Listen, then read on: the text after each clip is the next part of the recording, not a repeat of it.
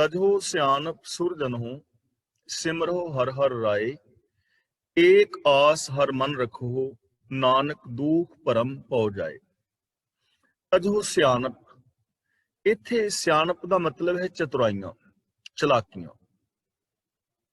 सुरजनों का मतलब भले पुरुषो, कि हे भले पुरुषो चतुराइयां छड्डो। सिमरो हर हर राय, राय का मतलब जो मालिक प्रभु है उस रब नूं याद रखो, यानी चलाकियां छड्डो। भले पुरुषो चलाकियां छड्डो, त्याग करो और रब्बी गुणां नूं याद करो।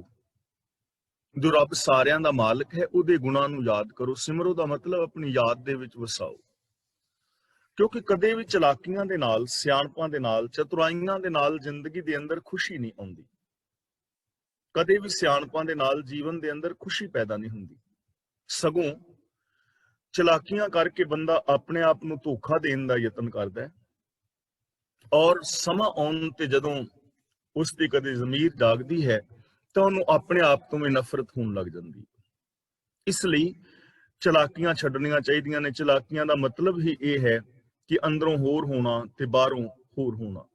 पहनावा धार्मिक, गल्लां धार्मिक, लेकिन कर्म माड़े। दूजे लोगों को इमोशनल ब्लैकमेल करना, दूजे लोगों के हक खाने और बाहरों धर्मी बन के विखाना। गुरु जी कहते हैं इहो जिहियां चलाकियां छड्डो, सगों मन बचन और कर्म करके रब्बी गुणां नूं याद करो, रब्बी गुणां नूं अपने चेते दे विच वसाओ। ते नाल की करो, एक आस हर मन रखो। एक रब दी आस, रब्बी हुक्म दी आस मन विच रखो। इस तरह की होएगा, दुख भरम और पौ। नानक दुख भरम पौ जाए, दुख भी चले जाएंगे। भरम का मतलब भुलेखा, भटकना भी खत्म हो जाएगी और डर भी खत्म हो जाएगा। जे ए आस रखांगे साडे मन दे अंदर, आस का मतलब आधार, टेक, आसरा लवांगे एक रब दा, कि एक रब ही इस जगत विच पसरिया होया है, एक रब ही इस सारे संसार का करता धरता पालनहार है, एक रब ही सारियां दे अंदर हर थावां दे उत्ते समाया होया है। उस रब्बी हुक्म दे अंदर ही सारा संसार काम कर रहा है। इस तरह करन दे नाल की होएगा, उहदे गुणां नूं याद करन दे नाल की होएगा, दुख चले जाणगे। क्योंकि सानू दुखां दी समझ आ जाएगी कि किते सिस्टम नूं तोड़न करके जिंदगी विच दुख आया है। सानू समझ आ जाएगी कि गुणां नूं भुलान करके जिंदगी दे अंदर दुख आया है।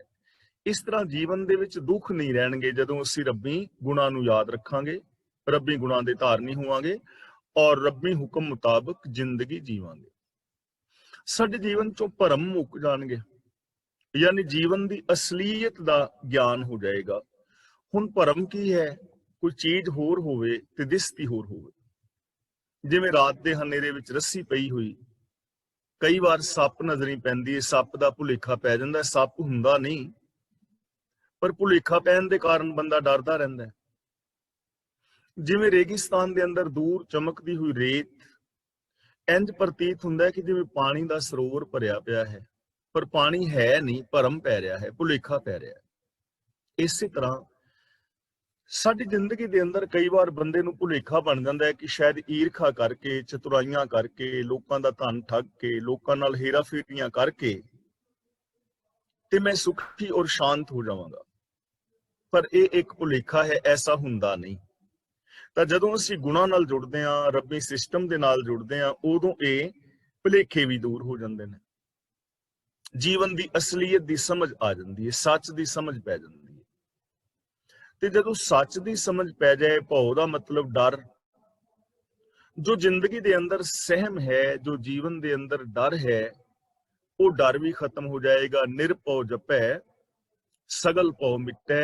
जो भै तो रहत प्रभु नूं सिमरदे हन, भै तो रहत रब दे गुणां नूं याद करदे ने, उन्हां दी जिंदगी चों डर खत्म हो जांदा है। जिवें असीं पहिलां भी कई वार विचार कीती है कि सो डरै जे पाप कमांदा धर्मी विगसीत। डरेगा वो जिसने कोई पाप कीता है, जिसने पाप कीता ही नहीं, उहनूं डर ही नहीं है, वो तुहाडे बिल्कुल सामने आएगा। तुहाडे तो वो डरेगा जिस बंदे ने तुहाडे खिलाफ कोई गल कीती होएगी, ਕੋਈ ਤੁਹਾਡੀ ਚੁਗਲੀ ਕੀਤੀ ਹੋਏਗੀ, ਕਿਤੇ ਨਿੰਦਾ ਕੀਤੀ ਹੋਏਗੀ, ਕਿਤੇ ਨੁਕਸਾਨ ਕੀਤਾ ਹੋਏਗਾ, ਚੋਰੀ ਕੀਤੀ ਹੋਏਗੀ, ਤਾਂ ਹੀ ਉਹਨੂੰ ਡਰ ਹੋਏਗਾ ਨਾ।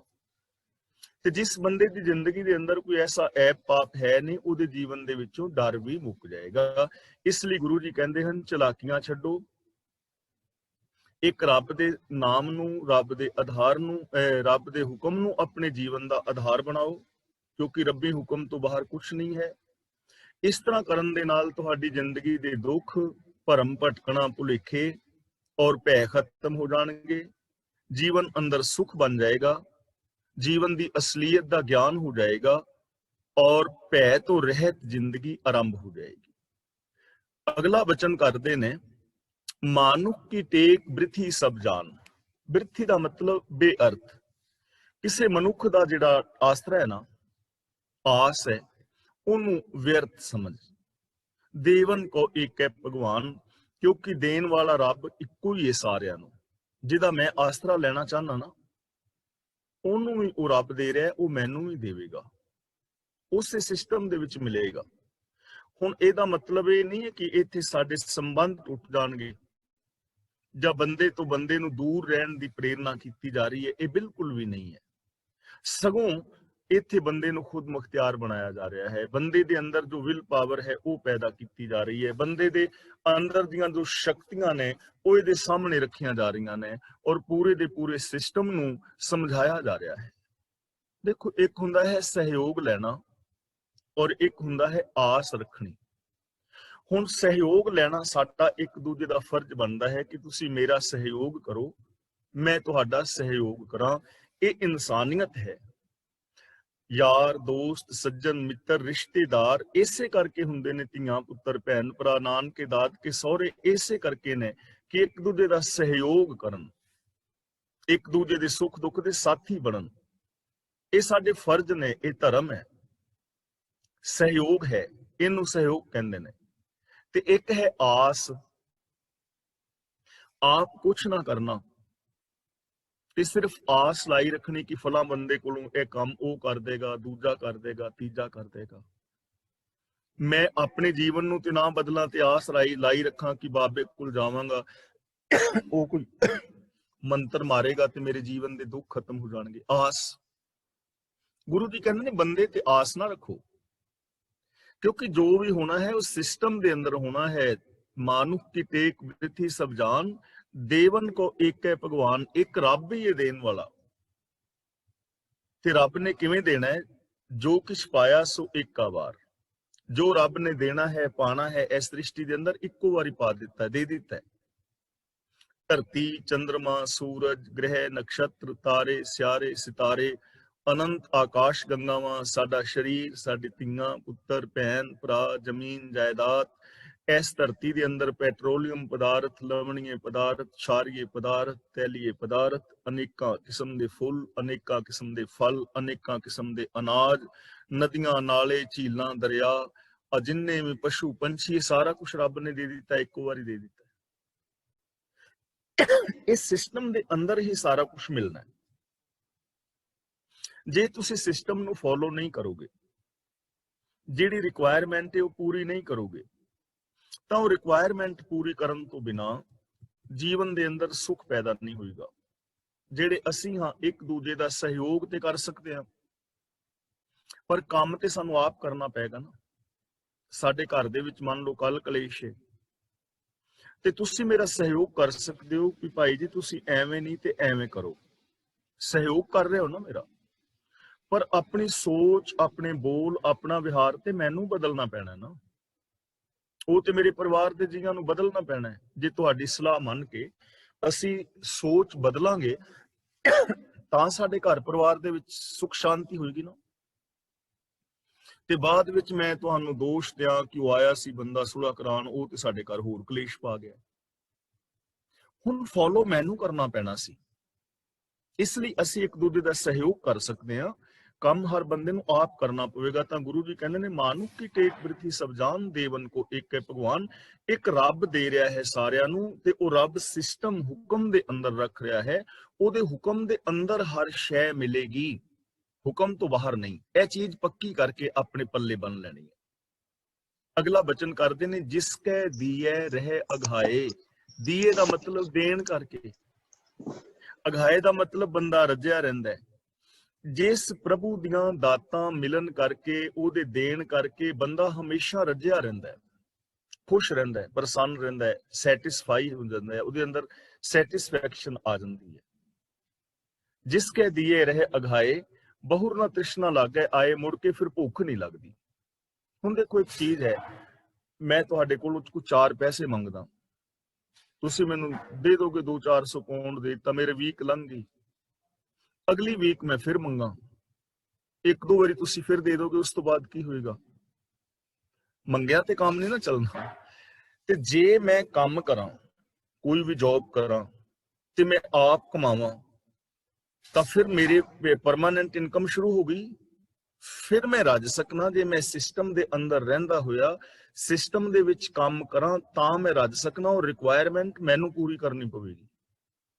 ते जे मैं कोई रिक्वायरमेंट पूरी नहीं करदा, तां फिर मेरी जिंदगी चों तृष्णा ना मुटनी है, ना मेरे दुख मिटने ने। चाहे मैं बाबियां कोल तुरिया फिरां, जोतशियां कोल तुरिया फिरां, तीर्थां ते नहाउंदा फिरां, वर्त नराते मैं श्राद्ध करदा फिरां, जां मंत्र जंतर तंत्र, जां मैं समाधियां लावां, माला फिरां, इन्हां चीजां दे नाल कुछ होण वाला नहीं है। मैनू अपनी मैंटैलिटी, अपने बोल, जो मेरी वर्डिंग है और जो मेरा बिहेवियर है, इनू चेंज करना पवेगा। ਤਾਂ ਗੁਰੂ ਪਾਤਸ਼ਾਹ ਜੀ ਕਹਿੰਦੇ ਨੇ, ਰੱਬ ਦੇ ਦਿੱਤਿਆਂ ਬੰਦਾ ਰੱਜ ਜਾਂਦਾ ਤੇ ਮੁੜ ਕੇ ਤ੍ਰਿਸ਼ਨਾ ਨਹੀਂ ਲੱਗਦੀ। ਹੁਣ ਦੇਖੋ ਰੱਬ ਨੇ ਸਾਨੂੰ ਕੀ ਕੁਛ ਦਿੱਤਾ ਹੋਇਆ ਹੈ। ਹਰ ਇਨਸਾਨ ਦੇ ਅੰਦਰ ਸਤ, ਸੰਤੋਖ, ਦਇਆ, ਧਰਮ, ਧੀਰਜ, ਗਿਆਨ, ਵੈਰਾਗ, ਨਿਮਾਨਤਾ, ਸੇਵਾ, ਸਿਮਰਨ, ਪ੍ਰੇਮ, ਕੁਰਬਾਨੀ ਦੇ ਸ਼ੁਭ ਜਜ਼ਬੇ ਭਰੇ ਪਏ ਨੇ। ਮੇਰੇ ਅੰਦਰ ਵੀ, ਤੁਹਾਡੇ ਅੰਦਰ ਵੀ, ਜਿੰਨੇ ਵੀ ਹੁਣ ਕਲਾਸ ਵਿੱਚ ਵੀਰ ਤੁਸੀਂ ਬੈਠੇ ਹੋ, ਜਾਂ ਪੂਰੀ ਦੁਨੀਆ ਦਾ ਹਿੰਦੂ, ਮੁਸਲਮਾਨ, ਸਿੱਖ, ਈਸਾਈ, ਜੈਨੀ, ਬੋਧੀ, ਕੋਈ ਵੀ ਹੈ, हर एक दे अंदर गुण मौजूद ने। सच्चाई भी है, दया भी है, प्रेम भी है, मुहब्बत भी है, पॉजिटिविटी है, ਉਹਦੇ ਅੰਦਰ ਬਹੁਤ ਸਾਰੀ ਵਿਲ ਪਾਵਰ ਹੈ। ਅਸੀਂ ਕੋਈ ਨਹੀਂ ਕਹਿ ਸਕਦੇ ਹੱਥ ਖੜਾ ਕਰਕੇ ਮੇਰੇ ਵਿੱਚ ਇਹ ਗੁਣ ਨਹੀਂ ਹਨ, ਸਾਰਿਆਂ ਵਿੱਚ ਨੇ। ਹਾਂ, ਅਸੀਂ ਇਹ ਸਾਰੇ ਕਹਿ ਸਕਦੇ ਹਾਂ ਕਿ ਅਸੀਂ ਇਹਨਾਂ ਗੁਣਾਂ ਨੂੰ ਯੂਜ਼ ਨਹੀਂ ਕਰਦੇ। ਸੱਚ ਸਾਡੇ ਅੰਦਰ ਹੈ, ਪਰ ਸੱਚ ਅਸੀਂ ਬੋਲਦੇ ਨਹੀਂ। ਪ੍ਰੇਮ ਦੇ ਨਾਲ ਅਸੀਂ ਰਹਿ ਸਕਦੇ ਹਾਂ, ਪਰ ਅਸੀਂ ਪ੍ਰੇਮ ਨਾਲ ਰਹਿੰਦੇ ਨਹੀਂ। ਇਹ ਸਾਡੀ ਪ੍ਰੋਬਲਮ ਹੈ, ਕੁਦਰਤ ਦੀ, ਸਿਸਟਮ ਦੀ ਜਾਂ ਰੱਬ ਦੀ ਪ੍ਰੋਬਲਮ ਨਹੀਂ। ਉਹਨੇ ਹਰ ਇਨਸਾਨ ਨੂੰ ਦਿਮਾਗ ਦਿੱਤਾ ਹੈ, ਹਰ ਇਨਸਾਨ ਨੂੰ ਸੋਚਣ ਦੀ ਸ਼ਕਤੀ ਦਿੱਤੀ ਹੈ। ਭਲੇ ਬੁਰੇ, ਚੰਗੇ ਮਾੜੇ, ਹਾਨੀ ਲਾਭ ਦੀ ਉਹ ਪਹਿਚਾਨ ਕਰ ਸਕਦਾ ਹੈ। ਕੀ ਕਹਿੰਦੇ ਨੇ, ਇਸ ਲਈ ਬੰਦਿਆਂ ਦਾ, ਬਾਬਿਆਂ ਦਾ, ਜੋਤਸ਼ੀਆਂ ਦਾ, ਇਹਨਾਂ ਦਾ ਖਹਿੜਾ ਛੱਡੋ, ਆਸਰਾ ਛੱਡੋ, ਰੱਬ ਦੇ ਹੁਕਮ ਨੂੰ, ਸਿਸਟਮ ਨੂੰ ਸਮਝੋ। ਉਹਦੇ ਮੁਤਾਬਕ ਜੇ ਜ਼ਿੰਦਗੀ ਜੀਵੋਗੇ, ਜੋ ਸਿਸਟਮ ਦੇ ਅੰਦਰ ਤੁਹਾਨੂੰ ਮਿਲੇਗਾ, ਆਪ ਕਰੋਗੇ, ਫਿਰ ਤੁਹਾਡੀ ਜ਼ਿੰਦਗੀ ਵਿੱਚ ਤ੍ਰਿਸ਼ਨਾ ਨਹੀਂ ਰਹੇਗੀ, ਫਿਰ ਤੁਹਾਡੇ ਅੰਦਰ ਭੁੱਖ ਨਹੀਂ ਰਹੇਗੀ, ਫਿਰ ਤੁਹਾਡੇ ਅੰਦਰ ਸ਼ੁਭ ਗੁਣ ਆ ਜਾਣਗੇ ਔਰ ਤੁਸੀਂ ਸੁਖੀ ਔਰ ਸ਼ਾਂਤ ਹੋ ਜਾਓਗੇ। ਮਾਰੇ ਰਾਖੈ ਏਕੋ ਆਪ, ਇੱਕ ਰੱਬ ਹੀ ਮਾਰਦਾ ਹੈ ਔਰ ਇੱਕ ਰੱਬ ਹੀ ਬਚਾਉਂਦਾ ਹੈ। ਹੁਣ ਦੇਖੋ, ਮਾਰਨ ਵਾਸਤੇ ਇਹ ਨਹੀਂ ਕਿ ਰੱਬ ਆਣ ਕੇ ਮੇਰਾ ਗਲਾ ਘੁੱਟੇਗਾ ਤਾਂ ਮੈਂ ਮਰਾਂਗਾ, ਤੇ ਰੱਬ ਇਹ ਵੀ ਨਹੀਂ ਆਣ ਕੇ ਕਿ ਮੇਰੇ ਮੂੰਹ 'ਚ ਦਵਾਈ ਪਾਏਗਾ ਤੇ ਮੈਨੂੰ ਮਰਨ ਤੋਂ ਬਚਾਏਗਾ। ਜੇ ਕੋਈ ਗਲ ਘੁੱਟੇਗਾ ਤੇ ਉੱਥੇ ਆਣ ਕੇ ਬਚਾਏਗਾ। ਇਹ ਚੀਜ਼ ਸਮਝਣ ਵਾਲੀ ਹੈ। ਸਿਸਟਮ ਹੈ, ਇੱਕ ਵਾਰ ਕੁਦਰਤ ਦਾ ਸਿਸਟਮ ਬਣ ਗਿਆ, ਉਸ ਸਿਸਟਮ ਦੇ ਅੰਦਰ ਹੀ ਜੀਵਨ ਹੈ ਔਰ ਸਿਸਟਮ ਦੇ ਵਿੱਚ ਹੀ ਮੌਤ ਹੈ। ਇਹ ਸਾਰਾ ਕੁਝ ਆਟੋਮੈਟਿਕਲੀ ਹੋ ਹੀ ਜਾਣਾ ਹੈ। ਸੰਸਾਰ ਅੰਦਰ 3 ਚੀਜ਼ਾਂ ਹੋ ਰਹੀਆਂ ਨੇ, ਨਿਕਾਸ, ਵਿਕਾਸ ਔਰ ਵਿਨਾਸ਼। ਜਨਮ, ਜੀਵਨ ਔਰ ਮੌਤ। ਮੇਰਾ ਜਨਮ ਹੋਇਆ ਤੇ ਜਨਮ ਤੋਂ ਬਾਅਦ ਸਿਸਟਮ ਦੇ ਅੰਦਰ ਵਿਕਾਸ ਹੋਇਆ, ਤੇ ਜੋ ਮੇਰਾ ਵਿਕਾਸ ਹੋ ਰਿਹਾ ਹੈ ਉਹ ਮੈਨੂੰ ਵਿਨਾਸ਼ ਵੱਲ ਲੈ ਜਾ ਰਿਹਾ ਹੈ। ਵਿਨਾਸ਼ ਵੀ ਮੇਰਾ ਹੋ ਜਾਏਗਾ। ਇੱਕ ਦਿਨ ਮੈਂ ਬੱਚਾ ਸਾਂ, ਵਿਕਾਸ ਹੋਇਆ, ਮੈਂ ਹੌਲੇ ਹੌਲੇ ਵੱਡਾ ਹੋਇਆ, ਜਵਾਨ ਹੋਇਆ, ਹੁਣ ਮੈਂ ਬੁੱਢਾ ਹੋ ਗਿਆ, ਤੇ ਇਸ ਤੋਂ ਅੱਗੇ ਮੌਤ ਹੈ। ਆਟੋਮੈਟਿਕਲੀ ਸਾਰਾ ਕੁਝ ਹੋਈ ਜਾ ਰਿਹਾ ਨਾ। ਇਹਨੂੰ ਕਹਿੰਦੇ ਨੇ ਮਾਰੇ ਰਾਖੈ ਏਕੋ ਆਪ। ਇਹ ਤੇ ਹੈ ਸਰੀਰਕ ਸਿਸਟਮ। ਦੂਜੀ ਗੱਲ ਹੈ ਇੱਕ ਆਤਮਿਕ ਮੌਤ ਹੈ। ਸਰੀਰ ਦੀ ਮੌਤ ਤੇ ਮੇਰੀ ਵੀ ਹੋਣੀ ਹੈ, ਤੁਹਾਡੀ ਵੀ, ਸਾਰਿਆਂ ਦੀ ਹੋਣੀ ਹੈ। ਇੱਕ ਹੈ ਇਨਸਾਨੀਅਤ ਦੀ ਮੌਤ।